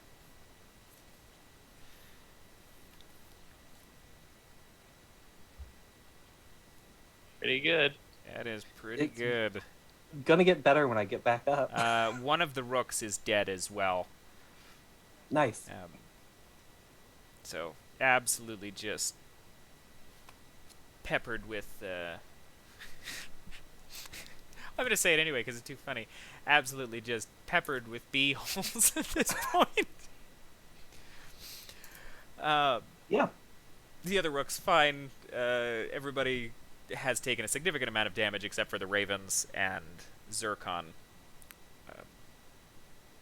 Rasp, I believe you are up. Rasp is grappling with the idea of doing the cool thing or the responsible thing, which is picking Vanessa back up. I will pick Vanessa back up. I will use my action to revive my ally. So I like. Well, actually, I mean, can I move or am I locked down during this turn? I didn't. Let me just double check the ruling on that. Where is it? Cannot move during their next turn, so you're stuck there. Oh, okay. Yep. So I can't even get over to Vanessa, so I sit there. Well, you two I are don't think within either of close. us have moved Yeah. yet. Yeah. Oh, okay, Neither gotcha. of you have moved, so that still works, but everything is at least near from you. Nobody's in close range to you anymore. Okay. Yeah, so then if I can't move, then I can't even do my cool thing. So I will stay, I will do the responsible thing. I will, like, as I get my control over my suit again, I lean down, and I have no idea how to fix a bee, but I do my best, and it's pretty crude. It's not great. I think I get stung a bunch, just like by instinct. The hive is trying to defend Vanessa, and I get through it, and I revive my ally. Perfect. Do I come back at full health, or is there an amount? Half. Cool. Matilda, you were led down the space to a basically a maintenance hatch, more of just like a panel of the metal across the sidewall, still running parallel to this door. And he goes, Jay looks at you and he goes, I've seen people tinker with these, and they control all of the electrical outlet running to all of our main systems, usually nearby these. If you're trying to get into that door and you have to force it open, it's going to be in there. All right, that's pretty helpful. So, want to help me look? I mean, unless you got something else you're doing. I really like, am not. I don't know. I'm not an expert at these things. I'm trying not to die. Tell you what, you look, I'll be on the lookout, I guess. And holds up the sidearm and is like watching the corner of the down the hallway. I think Matilda leans in, claps him on the shoulder. You know, you're kind of useless, but I recognise you're just doing your best. Thanks, mate. Ducks through this maintenance area. Okay. So you start, because it's not necessarily a crawl through, it's like you pull the panel back and it's just a gob ton of wires running in various directions and like little electrical pieces and whatnot. Right, so cool. you could be as Does aggressive. it seem to be in any kind of pattern? What? Any kind of pattern at all? There is a little bit, but this is also Corvus Dominion electrical. The whole red-blue wire doesn't necessarily make sense. Everything is in faintly different shades of purple. So all of the wires are inscrutable, all things considered. But you can follow them. They definitely have some kind of function and order. They're just very difficult to differentiate. Alright. Okay. I think I think Matilda's just gonna be very fast and just like rip out all of them. Let's go. You're just gonna start tearing them out? Yep. Okay. We're gonna make a... I will give you the option. We can either make that a powerful destructive action and have you roll sun, or we can make that a quick dangerous action and have you roll moon. Both... Let's roll moon. Okay. Yep. That's a 5. That's a 5. Okay. Yep. So, Rasp and Vanessa, as Vanessa climbs back to her feet, Rasp, you regain control over your suit, and let's see.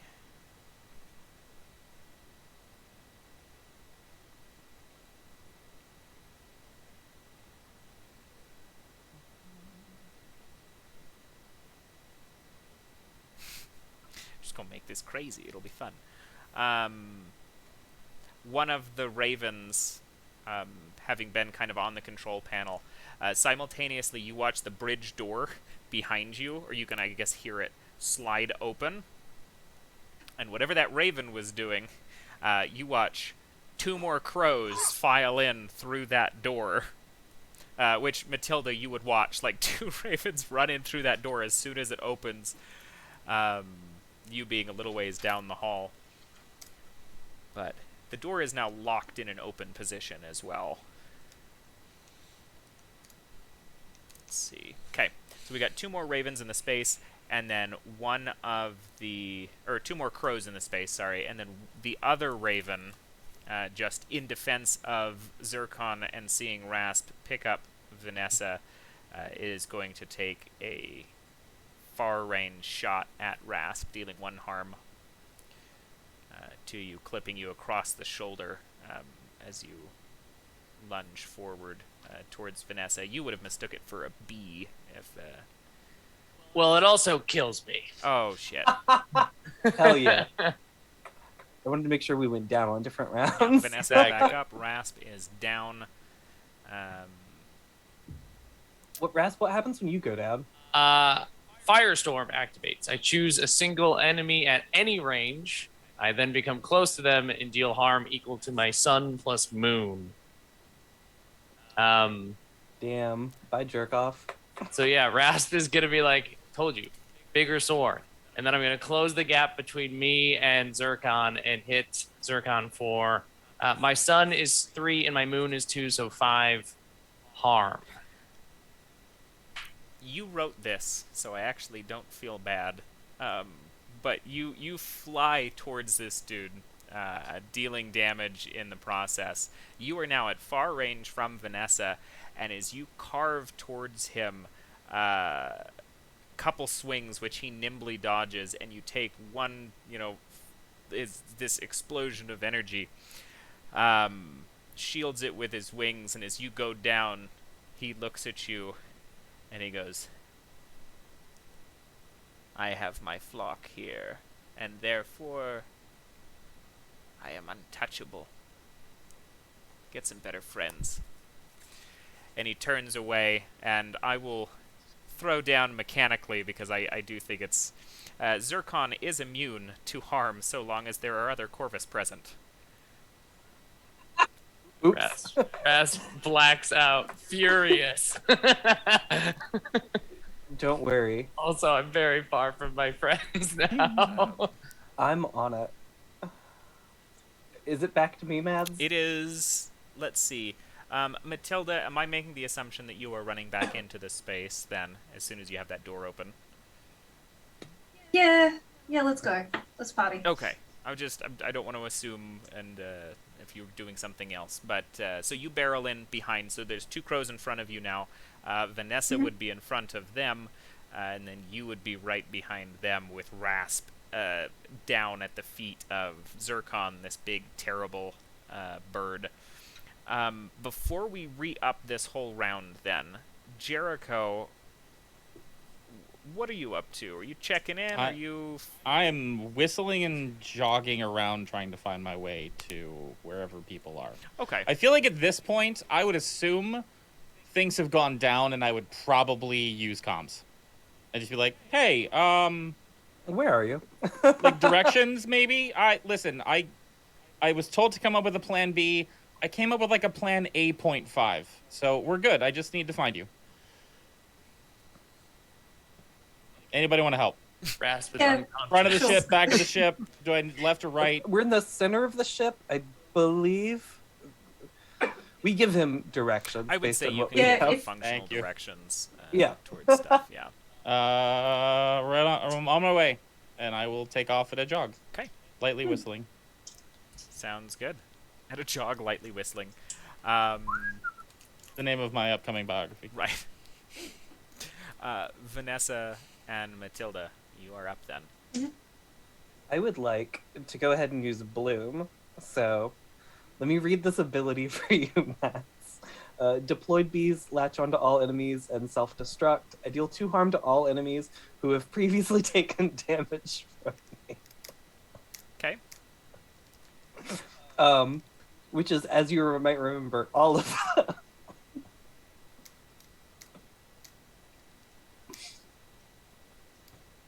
and it's 2 harm to all enemies within near range. Yeah, that have been hit with it. Say again?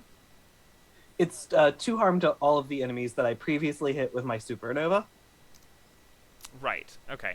So that would bring us to what is left in the room then is 2 crows and 2 ravens and Zircon. Wow. Okay. Awesome. Love to see it. Let me just erase all of these things real quick. Which was the death of also about 8. That was the death of 8 folks. I'm just getting started. I will now close distance with the ravens. Okay.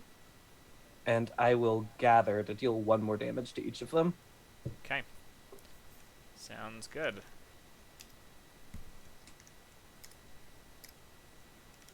All right. So one of the ravens goes down then. Vanessa, actually, Rasp, you're down. Do you want to start? We got 9 loot rolls coming up that need to be distributed. Oh, I've done them. Okay, perfect. You are on top of things. Much appreciated. Matilda. Yeah, cool. So one is still up. Are they So you got close to? 1 raven and Zircon, which are close to Vanessa right now, on the far side of the room from you, and you've got 2 crows, which are close range to you, standing in front of you. Cool. Let's hit the one close to Vanessa with transfusion. Choose 2 targets close to each other. Transfer 1 health from one to the other. Okay.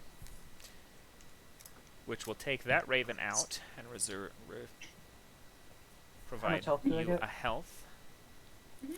Hell Yeah.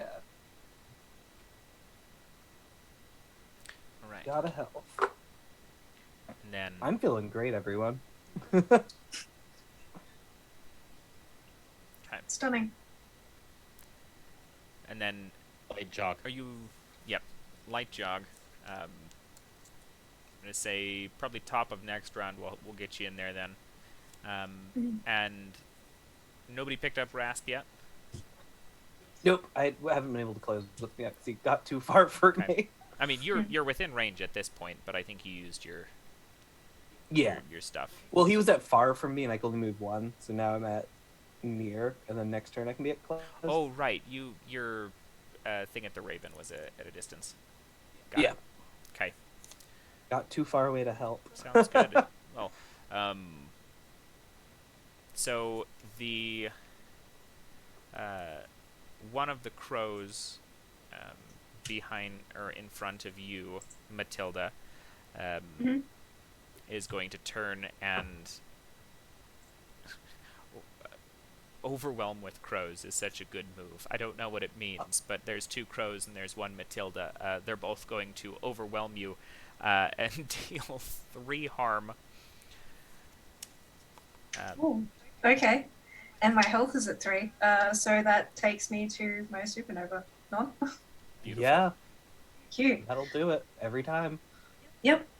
So I lock down, surrounding myself in a steel coffin. No effect on death, and I resurrect at the start of the next round without requiring aid from an ally, and I activate Siphon when I do so. Okay, so you are down and out, like the most fantastic seasonal Halloween transformer you've ever seen. You just become this steel coffin in the center of the space where these 2 now confused crows are. Zircon is seeing this and only seeing Vanessa left standing, is going to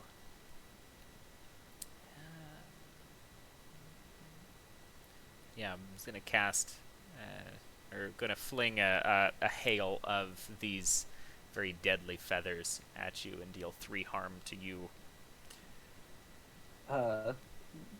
Throw some more bees in front of them. We'll try to block some more damage. It's birds versus the bees. The birds and the bees. As this little conflict is exchanging hands, Jericho runs into the room. Well, more like lightly jogging with a whistle, but arrives into the room, seeing Matilda in a casket, Rasp on the floor, down and out on the opposite side of the room, a real big angry bird, 2 crows, and Vanessa, who is trying to deflect very large crow feathers with swarms of bees. We're going to start this combat round and finish up this and have some conversation after one more brief intermission. Take another 5-10 minutes-ish, and we will be right back. And we'll see you in a second. Come back, everybody. Thank you for bearing with us for the second brief intermission before we wrap up for the evening. This is the Top Shelf, where we play new tabletops every episode. We are playing Nova today, which is a combat-heavy, rules-light. I can't comfortably call it Warframe-inspired anymore. It was back in the day, but it's become something far better.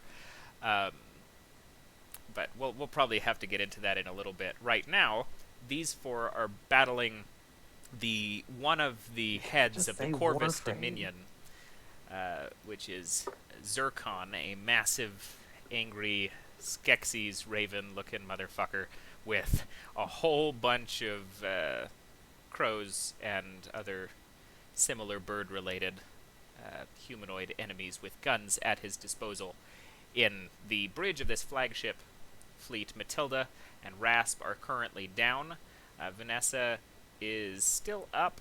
Jericho has just run into the room, and at the top of this combat round, we're going to have Matilda actually activate, is it Siphon, as you come back through? Would you read that off? That's right. Yeah, absolutely. So fun little trick we've got here. Pulling the life force right from my foes, dealing 1 harm to 1 enemy within close range and gaining 1 health. Okay. So 1 damage to one of the crows close. You've got a health back on top of your half health that you return with. Yep, so that's right. 1 beyond half. So, yep. And is that person or individual killed, or are they still up? Nope. Both crows that are next to you are still up. Dang it. Oh well. 3 health. We're doing fine. Cool. And I think I'm just going to get out of the way. Okay. If we can here. That seems important. So were you just moving a distance from these guys then, going from close to near? Yep. Okay. Sounds good. You back up, getting closer to the door as you kind of survey the room, almost bumping into Jericho, who pops up right on your left. Steve found him. Yeah, thanks, mate. Jericho, good Phone's to up. join us. Listen, I have our escape plan already planned out. Yeah. Mark, and destroy the crows. And destroy.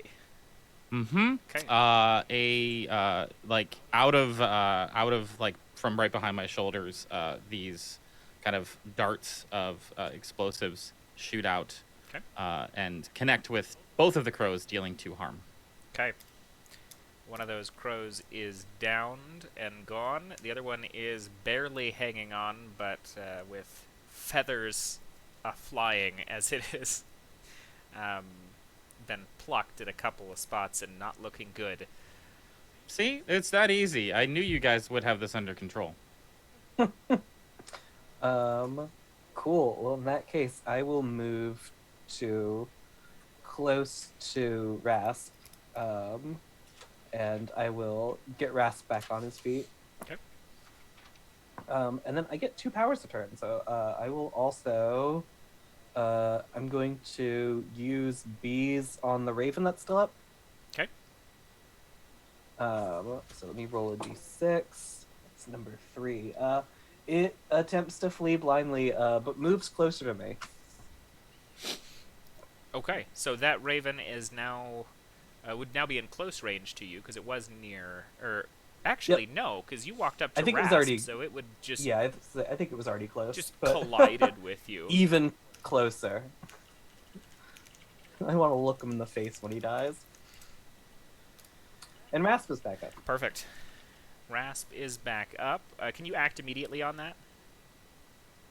that? It's your call. Yeah, go for it. I did when I got up. So Yeah. I assumed. Works. I stand up. My passive goes off right away, which is 1 harm to a close enemy. I'm gonna immediately stab in the back the raven that is running blindly towards Vanessa. Okay, that will be the end of that raven who didn't have much health left anyway. Like I Love said, it. I wanted to look him in the eyes when he died. So I think just next to Vanessa and I is Zircon, right? Uh-huh.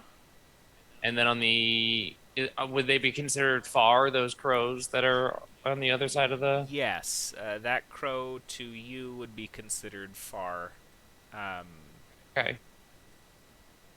I will, since I'm pretty mobile with Mercury. I'll just use 2 because I can move twice. Mhm. So I'll move twice, get next to it, use my dash power to just do 3 damage to it. Just finish this fool off so that we can focus up on the big bird. Okay. Sounds good. So you have cleared out Zircon's flock, and as Zircon surveys the area, Jerk off. Where'd all your friends go? he looks at you, Vanessa, and says, "I don't need them to finish you off. They are We'll see about that. helpful." About that. How big is the flagship? It's pretty fucking big. Like, Okay. I'm imagining like Okay. Star Destroyer class vehicle Sure. But I mean, we're kind of centrally located on this in flagship. on like a bridge kind of Uh-huh, situation. Yeah. This would be the command center of the Hey, bridge. Zircon's the only one left, right? How about you look out the window? He glances out the window briefly. There are 3 carrier ships straight up coming right at the bridge. Okay. All right. You've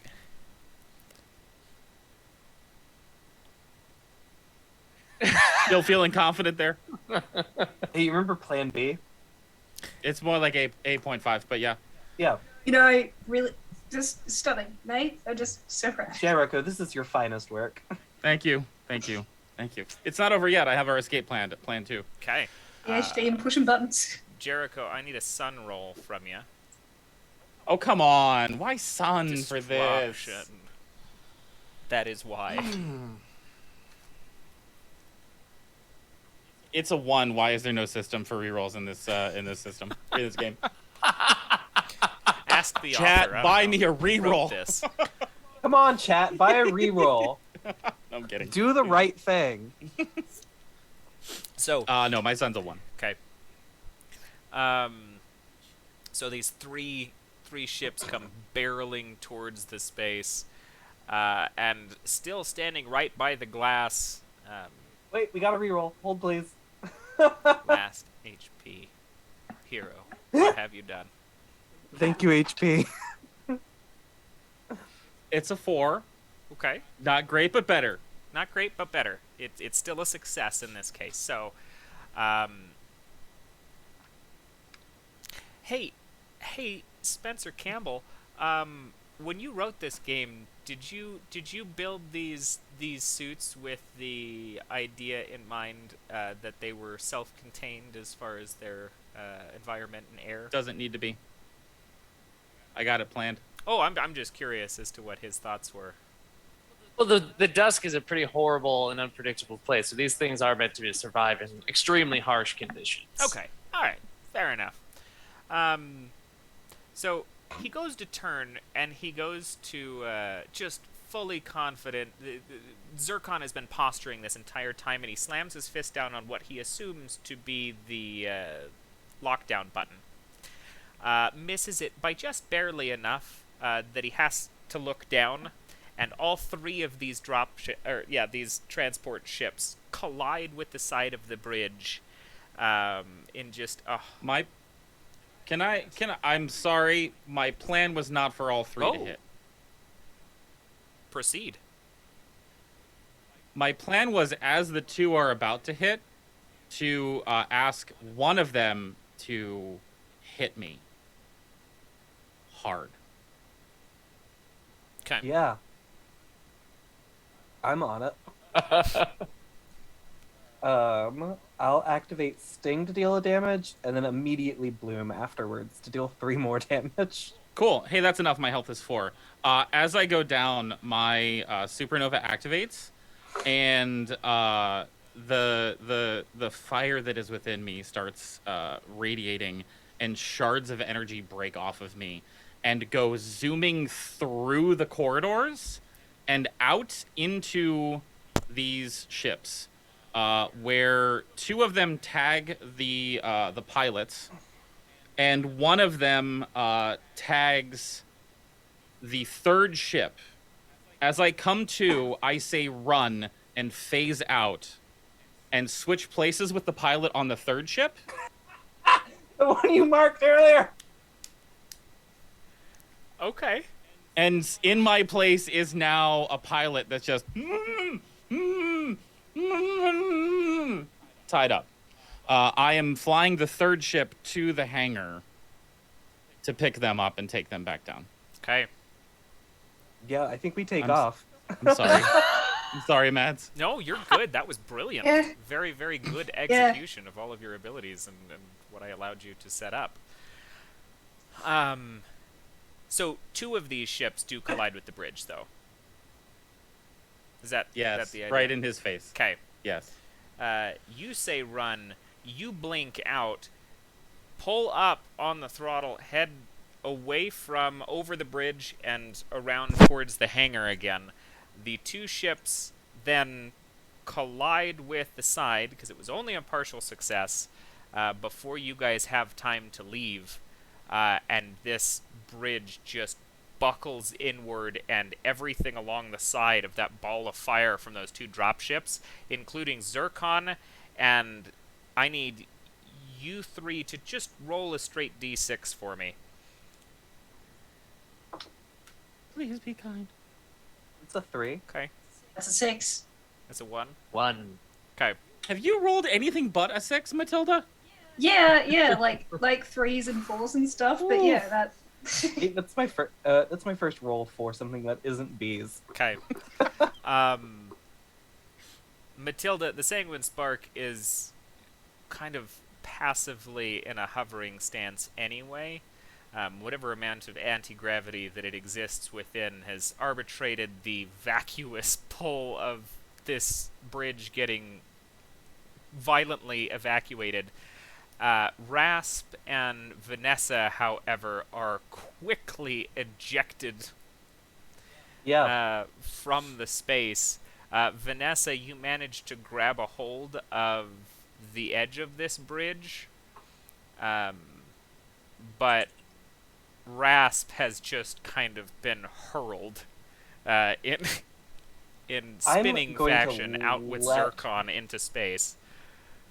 I'm gonna let go and chase after Rasp. Okay. But I can get myself back. Oh, you can get yourself back. I won't do that then. I could also maneuver the ship around so that the loading bay is just waiting for you. It's true. Yeah, if Either way. Jericho can pick up the other two, and you'll find me out in space. It's fine. Out Yeah. there So somewhere. as I pull up, I'd like maneuver around to like just be right in front, so that whatever trajectory they have coming out would launch them right into the backloading dock of the carrier ship. Okay. Sounds good. Perfect. I get gobbled up by the cargo. Functionally, at that point, I have no... I mean, if that is the sake of the plan, I have no complaints or arguments towards calling that a mission success, as awkward as the success was, destroying the bridge in a... Awkward. How dare. Maybe awkward is the Beautiful. wrong word. Perfect. Gorgeous. Spectacularly executed, highly dangerous. But you three are sent, or two of you are sent out into space. Matilda, you have the option to just kind of float out and follow them, but make your way to Jericho and the dropship. Yeah. I think Matilda's seeing her friends float out. We go and walk about. We'll be with you in a sec, mate. She'll go after them. Okay. Listen, I figured out how to fly. Okay? I got this. Yeah. Does anyone know how to do a Victor Sierra search pattern? No, that feels like it's all you. Yeah. Yeah, okay. Feels All like a right. Jericho thing. Yeah.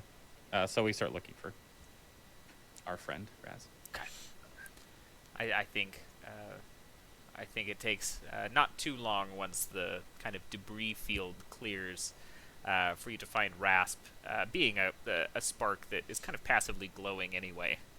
This is just a humanoid ember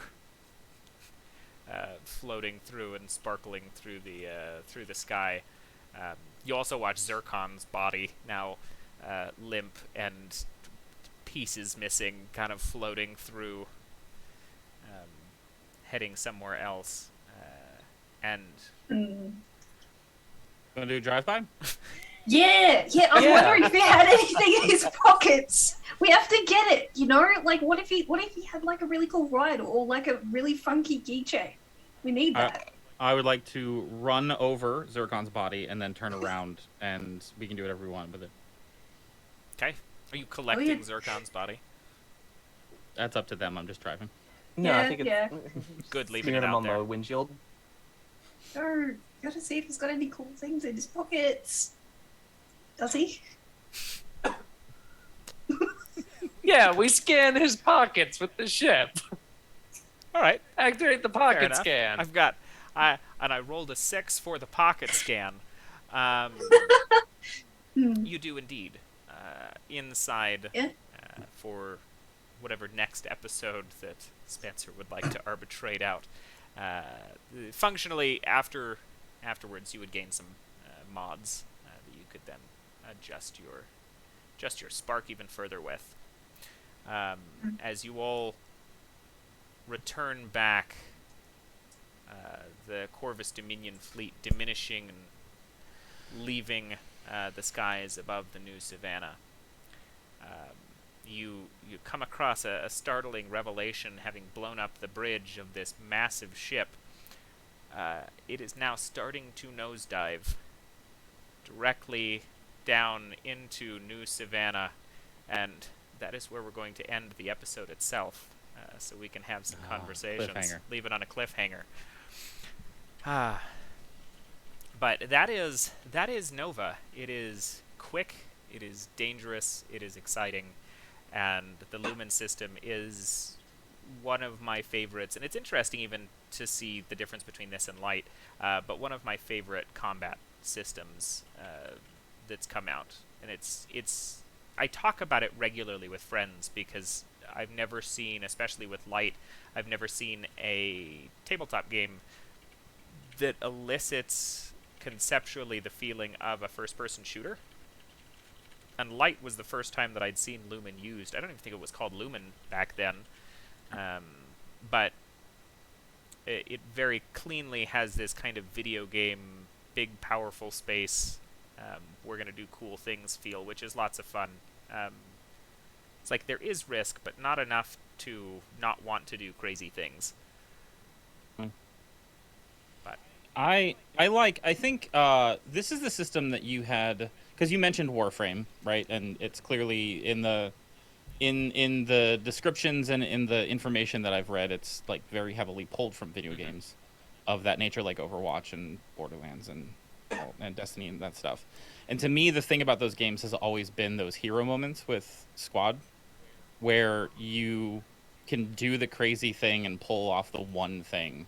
And I love that this system, like, I didn't know that it was going to work, but I knew it would be epic.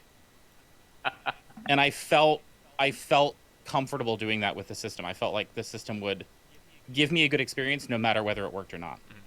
So I really liked it. I really like this system a lot. I'm glad. I was very curious to see what Saint specifically would have to say, because this is very different than the other game that I introduced you to. When we played Heart, we had beef with Heart and like its organization and construction a little bit, but this is just a bit. You're gonna get Spencer started on Heart here in a second. Listen, I love Heart, but I have beef with how Heart was written. It's a good game with, I think, structural problems. I think if I can, like, not to get on the Heart train, but I will say my problem with Heart was as a GM. I think the game itself and the setting itself and the rules itself were great. I would find a very hard time GMing a game of Heart. Which I did, and that's why I feel that way, so I agree. Megs, I'm curious. First Lumen system? Yep. What'd you think? How'd it feel? Yeah. Interesting. Liked the pacing of it, given the structure of the game. Yeah, I appreciate the supernova components and how flares sort of compound on that.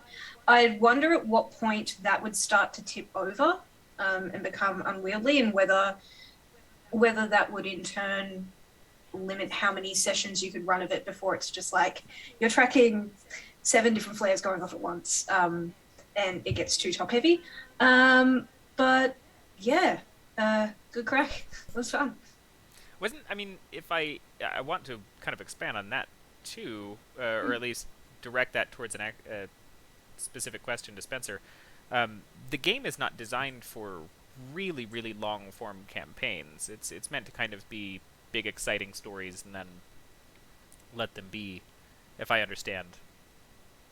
Yeah, and I think I mentioned that in the GM section. At least that's how I always design my stuff. I'm not one to play long campaigns in the first place. I like a good 2, 3, 4 sessions, maybe 5 if I'm feeling spicy, and then like we're wrapping it up sort of thing. So yeah, most of my games typically excel in like the one shot or the really mini arc sort of thing. Because I agree, it would get, if you had to track all the flares, it would be a nightmare to do.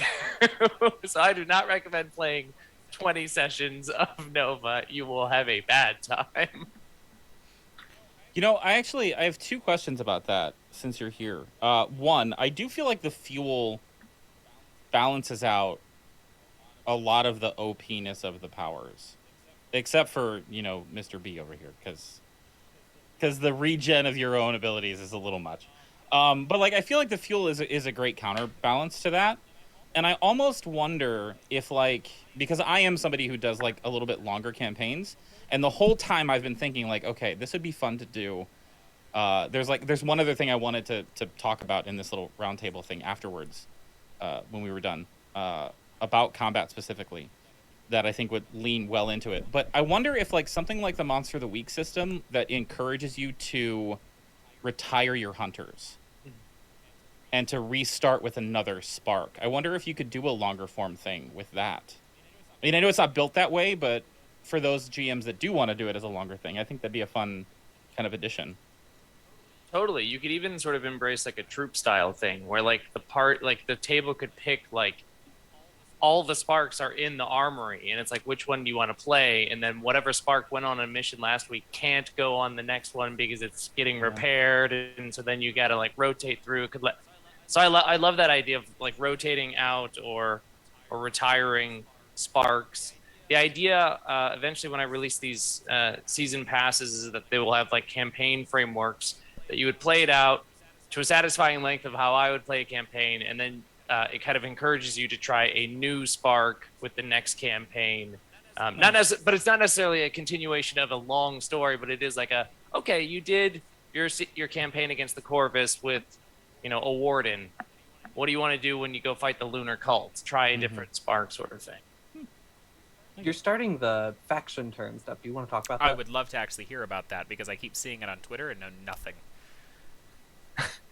Well, the faction turn has taken a lot of different turns, or a lot of different shapes. But it is it's a tool or supplement I am creating to go alongside a Nova campaign to sort of add some life to the world around it, so that it's not just the GM who is doing all the world building or mission prep.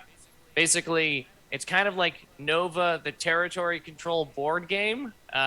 So you have a hex map with the city in it, and then each of the players takes on the role of one of the factions, the enemy factions that are in the book, the Corvus being one of them.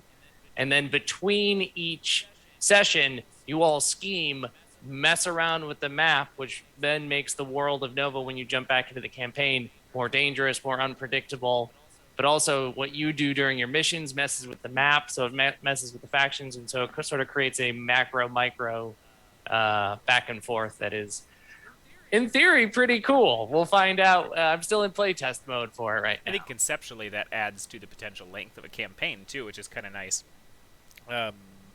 Focusing into some kind of political space in a game that's heavily built on combat, but... I think that's interesting too. I think first of all, I think it's an amazing idea, and I don't think you need to have your fingers crossed. I think it's gonna soar. It's really fun already. It's such a good concept, and I think it's interesting because I noticed a similar system in Band of Blades, where the in between sessions very much defines what the sessions are, and there are like role play incentives out of session, and there's roleplay incentives in session, but the session is very focused. I think it's going to be great. I'm definitely looking forward to it. Oh, thank you. I am curious from a personal perspective. This is me as because my brain went off the other day and said I want to build a Lumen game finally, and I think it's going to happen. But the thing that my brain wanted to build goes against kind of conceptually what you have built Lumen to be, which is big, powerful players not dying and having a real good time through the whole thing. And I'm curious to know if, one, does that go against your ethos? Are you going to hate me for that? But also, do you think it's possible? Like, can you build Lumen into something that is both edifying and ramps up the risk, or is the system really designed to be built around the longevity of the character? It's funny, every single person who's ever said I'm gonna make a Lumen game is like, I read Lumen, pretty cool, I'm gonna break it in Y and Z. Like, is it, I'm just gonna do that, and I love it. Every single time it ends up being something really, really cool. Like, Lumen is truly just like it's a toolkit. It's not a framework that you have to build on. It's a toolkit that you could use to cobble together your own thing. So I think you can absolutely pull off a lower degree of power fantasy where you're not as OP sort of thing. Like, we see that in Light. Like, in Light, the characters get hurt a lot more, and they don't have cool supernovas. So in comparison to Nova, and I'm going to circle back, but I think it's important that we're talking about this because we didn't play Light with Saint or Megs. Or me. Okay, you weren't there, but you've played Light. I haven't played Light. Wait, have you really not? No. The amount of the times that you I've guys just rib each written other on for it. Twitter, I would have assumed. One of the core principles of Lumen is the idea that you have your health and then this secondary energy gauge that adjusts things. And that secondary energy gauge in this is both your energy, is really just kind of your fuel. It's a pretty singular track. In Light, it's both your energy and your respawns, because it's built after Destiny. But you have a gun that you can shoot with on top of that. And I think the most interesting thing with Nova, having read it, is that there is no basic attack action. Right. With a spark, which I wasn't sure how That it's going to surprised me. balance. Yeah. But I think it works. When I tried to push them over, I was like, how mechanically does this work? Do I just get to do it? Because, I mean, yeah, please, but I felt bad. Yeah, well... Yeah. Oh, go ahead. Oh, I was just going to say, yeah, Nova's original iteration had weapons in it. That it was a very similar system to Light because it was built off of Frame, and Frame was sort of my enhanced version of Light in terms of how weapons work. So the whole assumption that you were mostly these mechs who ran around with weapons, and then that became not as interesting because that makes the emphasis of power and loot and things like that on the weapons and the loot, which fits really well for a Destiny clone, which is what Light is. But this wasn't supposed to be a Destiny clone. So I wanted the spark to be the weapon. And so I just said, it's only powers, essentially. But there is that, because it's a Lumen game, and I write this one specifically as, you can do anything. Like, if there's anything that you want to do that's outside of the powers, you probably either could just do it or it's a quick roll. So yeah, it was strange. I will say it was strange not having like okay, you can do like a basic attack. Like that's the thing you could always do, or one of your powers. But I was like, no, let's just make it only the powers. And then there's at least tension because you're constantly spending fuel. Every time it's your turn, you have to spend fuel. And you're not guaranteed to get that back unless you're the swarm.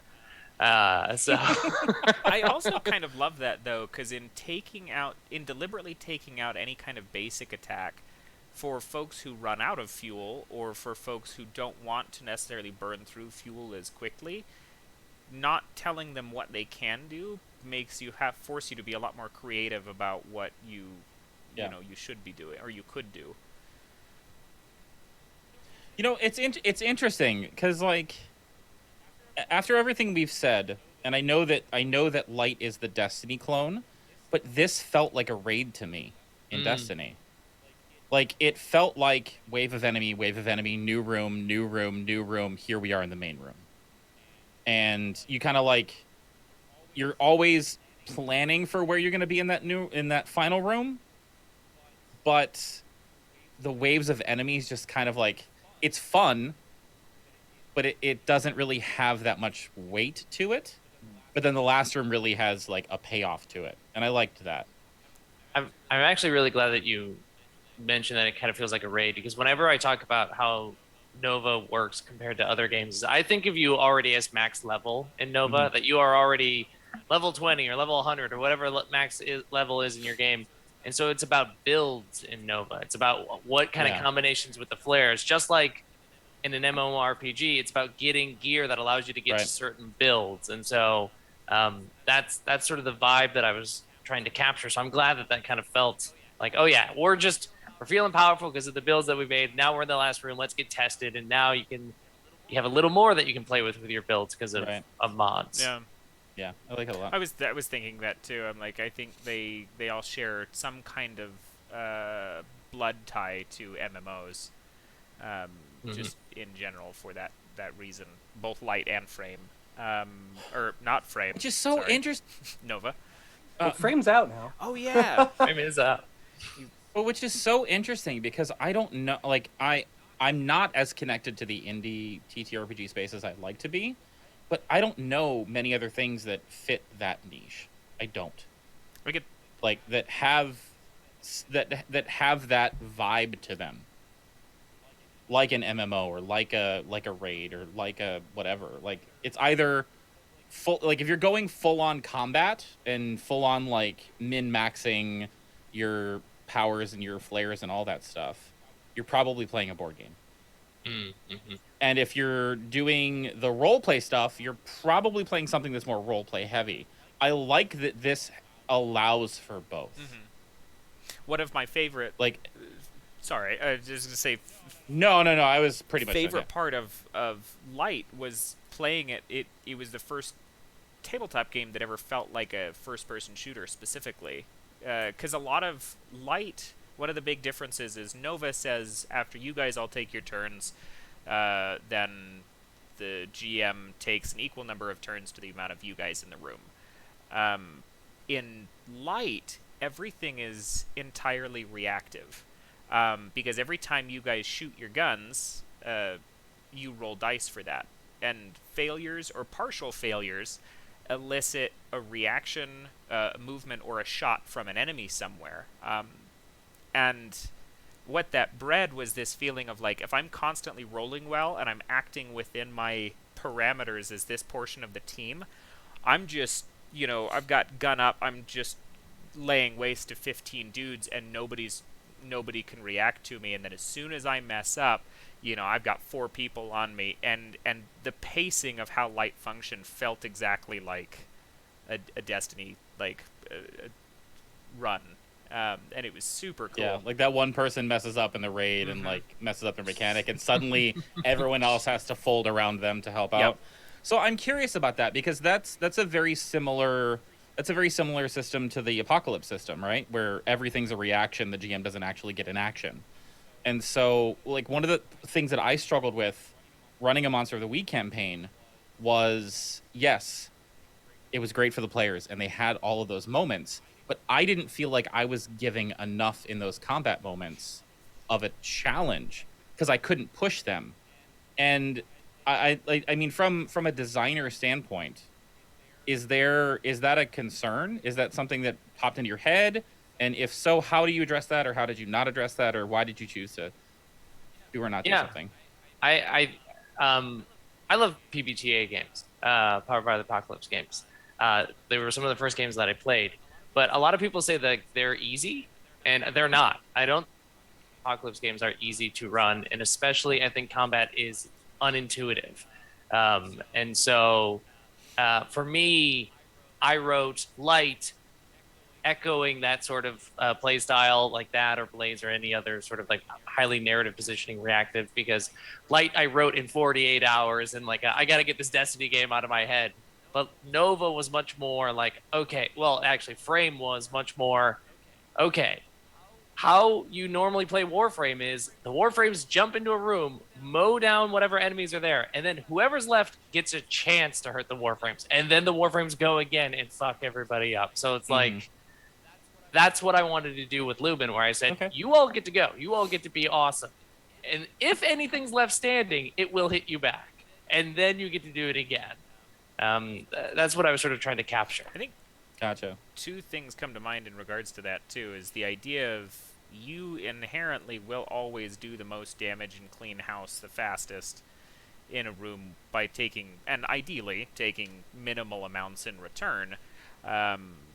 Means that it almost aids the feeling of like we can go straight from encounter to encounter to encounter, and what the GM at that point is doing is whittling you away until you get to the raid boss.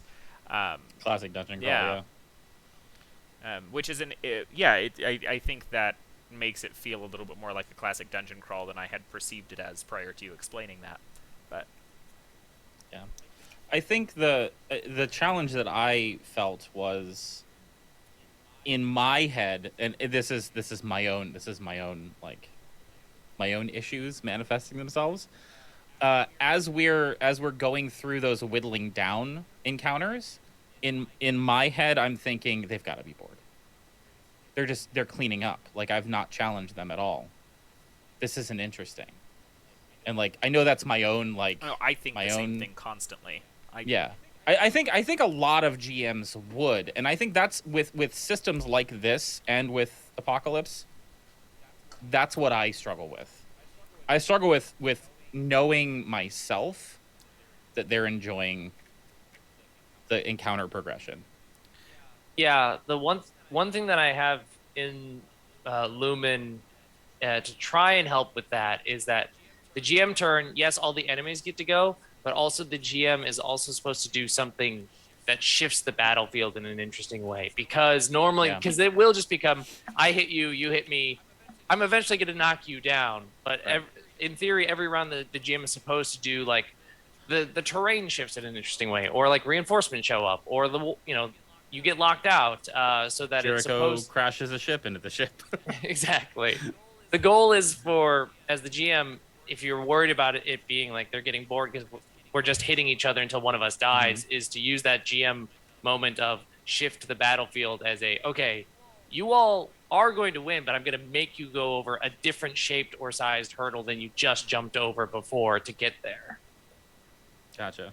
I'm sorry to ask so many questions.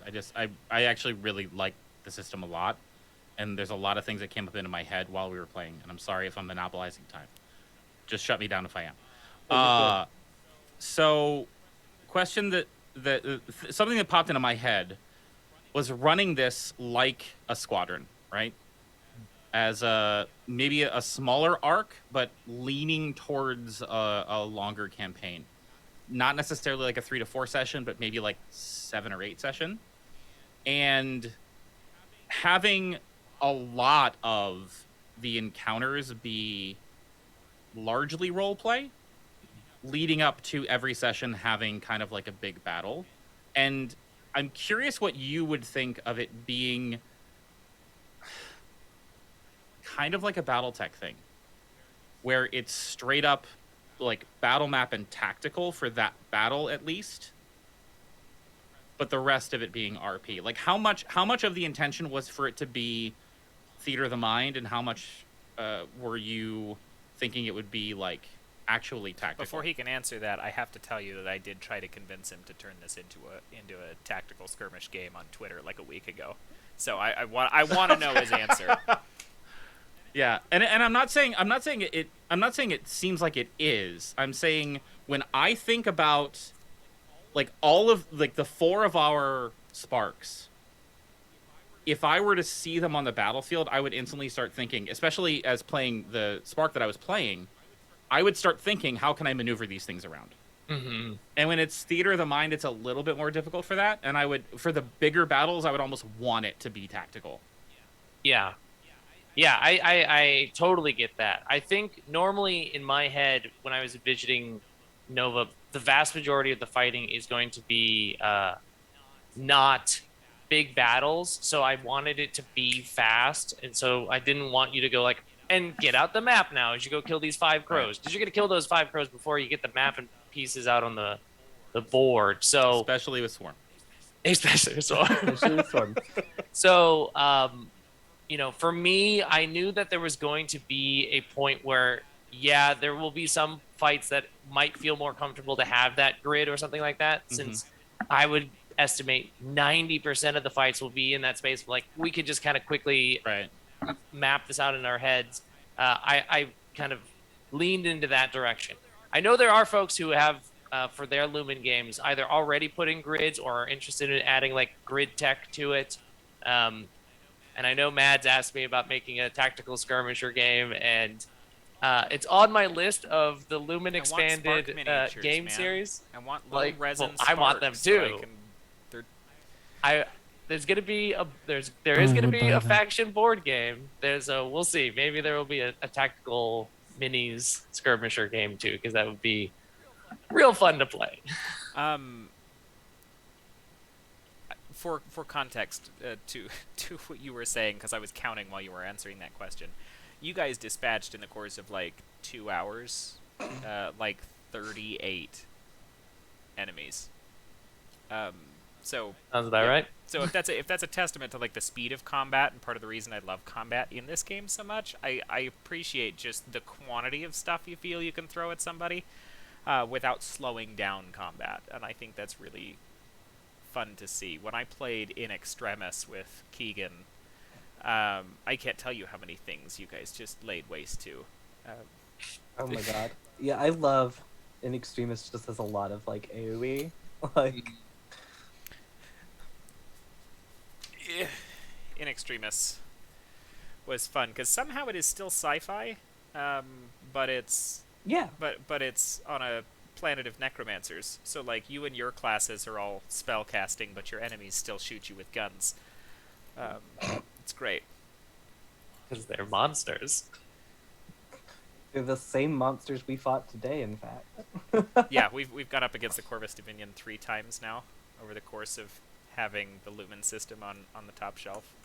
And if you have not seen them, or you're curious as to what we're talking about, on YouTube, on the top shelf playlist on TPK Roleplay's YouTube channel, both Light as well as In Extremis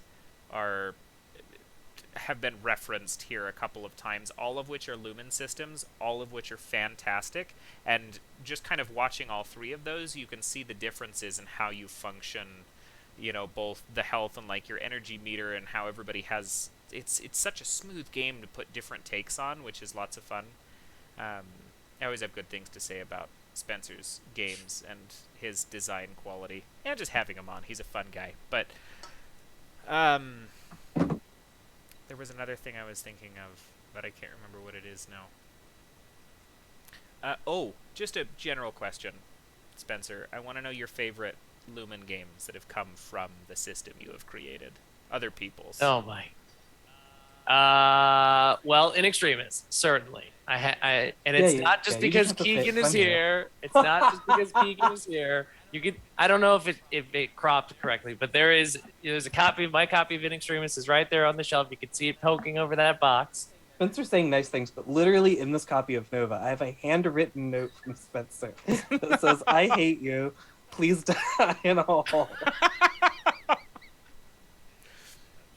Not sure how that got in there. That was... So wholesome. It's even signed. Feel the love. Yeah, can we get a handwriting comparison, please? I know it's. Hey. We don't want that. We don't want that.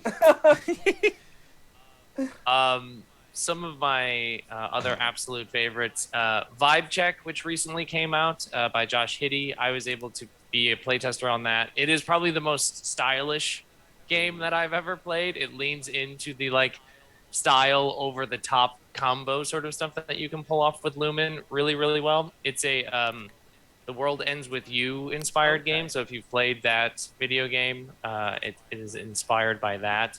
I always like to shout out Our Farm Becomes the Battlefield because it's not inherently like as combat heavy as the others. You are basically forming a group of like a co-op of farmers who use your like farming golems to overthrow capitalism.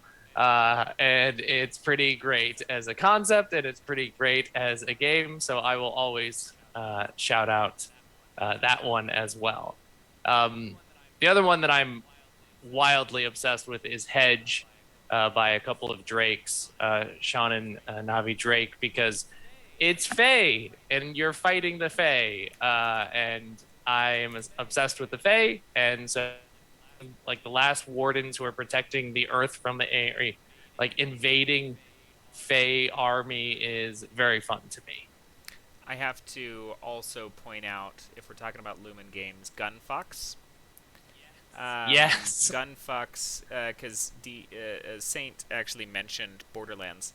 Gunfox is a Lumen game specifically designed to feel like Borderlands 2 kind of stuff, with all of the variants of guns and their modifications, and kind of a higher focus into that and the loot and shoot of that, which is way cool. There's another one that I want to shout out because it really kind of challenges some of the assumptions of like how combat works, is Monster Guts. Yes. Monster Guts is the monster hunting inspired game. And, you know, we fought waves of enemies and we're just knocking out waves of enemies. But like Monster Hunter is about fighting one big ass monster. And there's some really clever tech in there about how to simulate a single big enemy in a Lumen game. Also some cool tech about positioning if you use like the card based like grid that is used. So it's sort of an abstracted grid It's very, awesome. very cool. So I completely forgot about Monster Guts because we played that on the top shelf as well. Because that one is the strangest mechanically. It is the most different from Lumen's original Inception, but it is executed so well that it very much feels like it feels just like Monster Hunter. And we had both Osira X Franco and Ashen Rabbit on to play that one because they play Monster Hunter actively, and they both adored it. They thought it was great.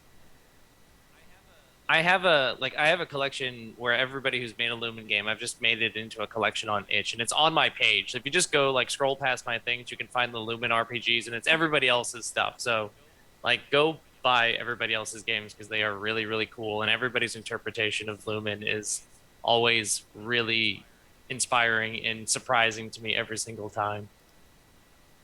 Yeah, just talking other Lumen games too, just to feel like it's probably worth pointing out.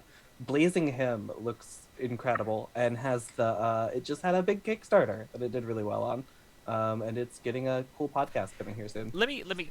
It's gonna be the first Lumen AP podcast. Yeah, super excited about that. I want to know. I gotta throw it at you, Spencer, and I don't know if I'm gonna make you talk yourself up or if you're just gonna sit confused. But why are there so many Lumen games? You created the Lumen system last year. There are well over a dozen of them now. What blew that up? Why does it feel so? Jesus, there's 65 entries just in the jam page. Never mind, there are more than that. My question has become more necessary to answer. What draws people to it?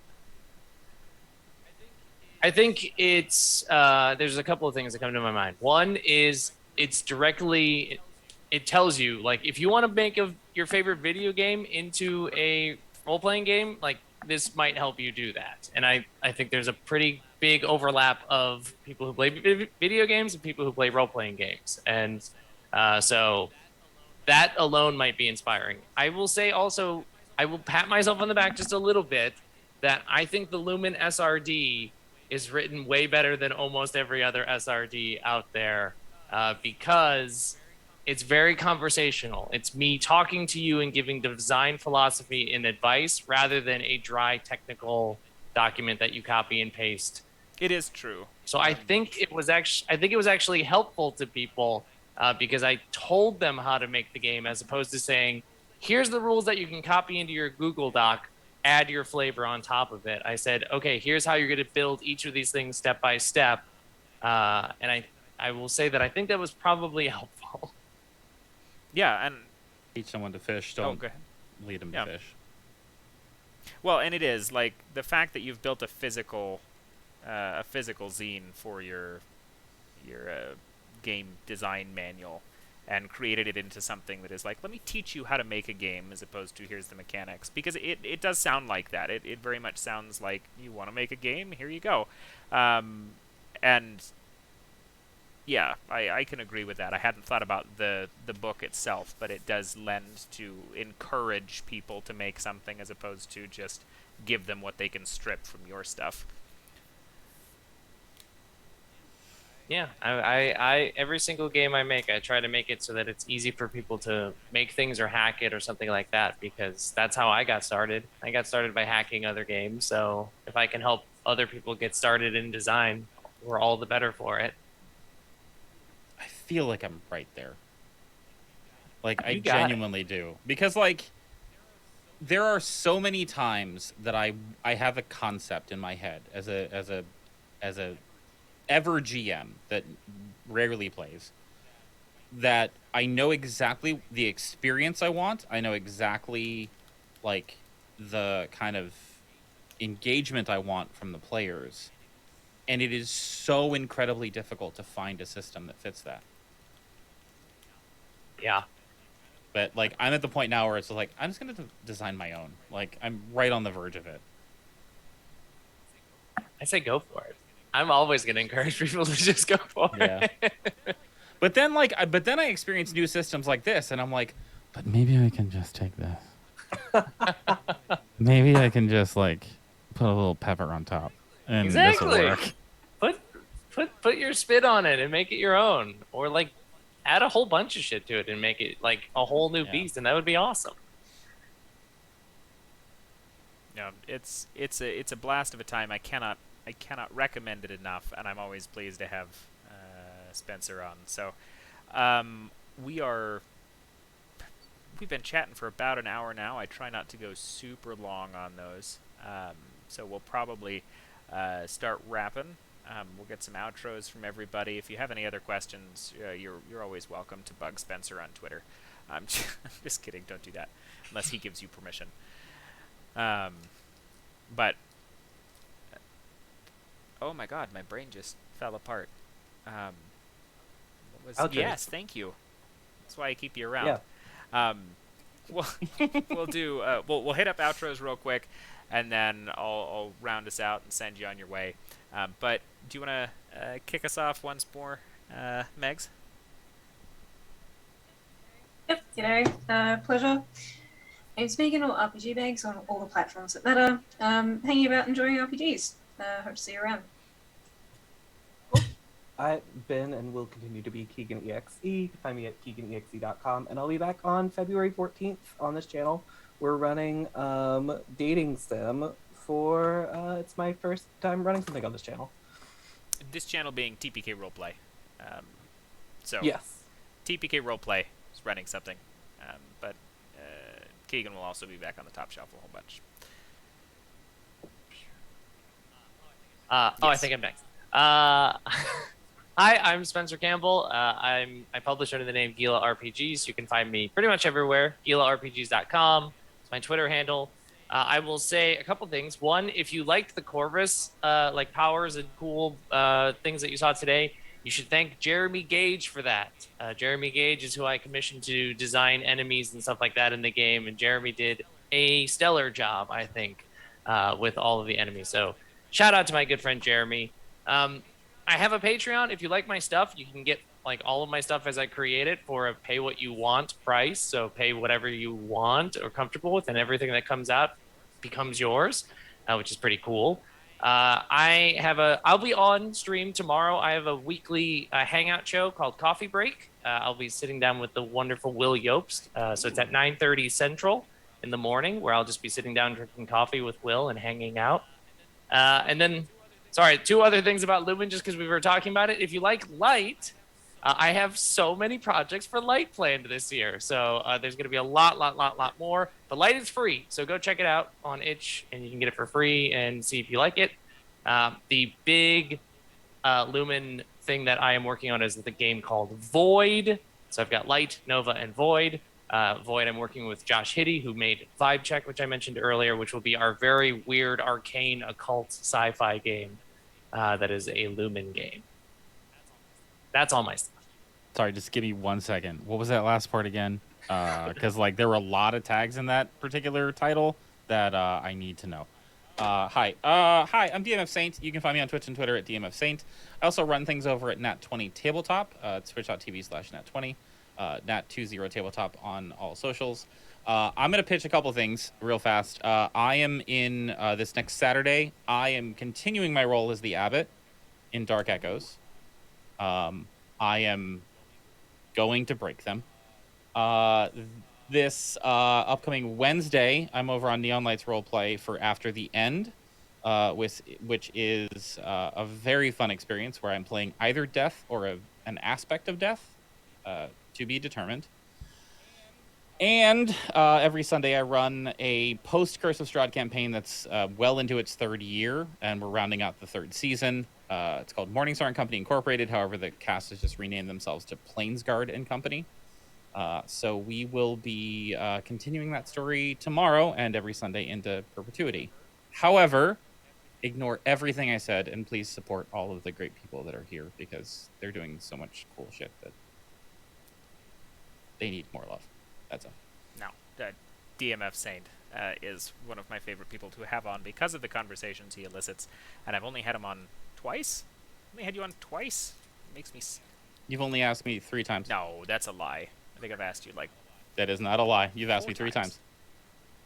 All right. Well, either way, it's a low number for the amount of episodes. Heart, light, and this. Heart, light, and this. I did briefly mention that we were doing Morkborg last year as well. I brought up Morkborg to you. Wait, I did Morkborg. Not with us. Yeah, I did. We'll discuss it. Because one of us Didn't is I? forgetting things. Anyway, we're doing an outro. No, we are doing an outro, but I'm going to argue with Sorry. Saint because I want him on more. My fault. But my name is J.K. Madigan on all socials. You can call me Mads. I have been your host. I will continue to be your host for the Top Shelf until someone kicks me out because I did not take my Adderall today and I'm a little all over the place. But next episode, I think we are going to take a divergence away from games for a second. I got the green light just before this episode went forward, but we're going to have a panel conversation about Zine Month, and bring on a bunch of designers and things. Undoubtedly, I'll probably drag Keegan back into it, but we want to have some conversations about kind of the current scope of the indie tabletop world, especially since Kickstarter's doing its own thing that we're not all in agreement with. So that'll be a fun conversation to have. We'll do that on stream in 2 weeks, and then after that we're going to get back to the games and the giggles. Not to say there won't be giggles, but we will see you all as things continue to unfold. And if you want to check out more, go to tpkroleplay.com. Check out our calendar. Look at all the fun stuff that TPK Roleplay as a whole is doing. We've got tons of games all the time. Dark Echoes that Saint is going to be in is perhaps one of the best Curse of Strahd campaigns out there. They're fantastic. Love all of them. But there's all kinds of good things happening all the time, and we will see you in the next and on into the future. Y'all take care and bear with me for my egregiously long outros. Bye, guys. Thanks. Bye, everyone.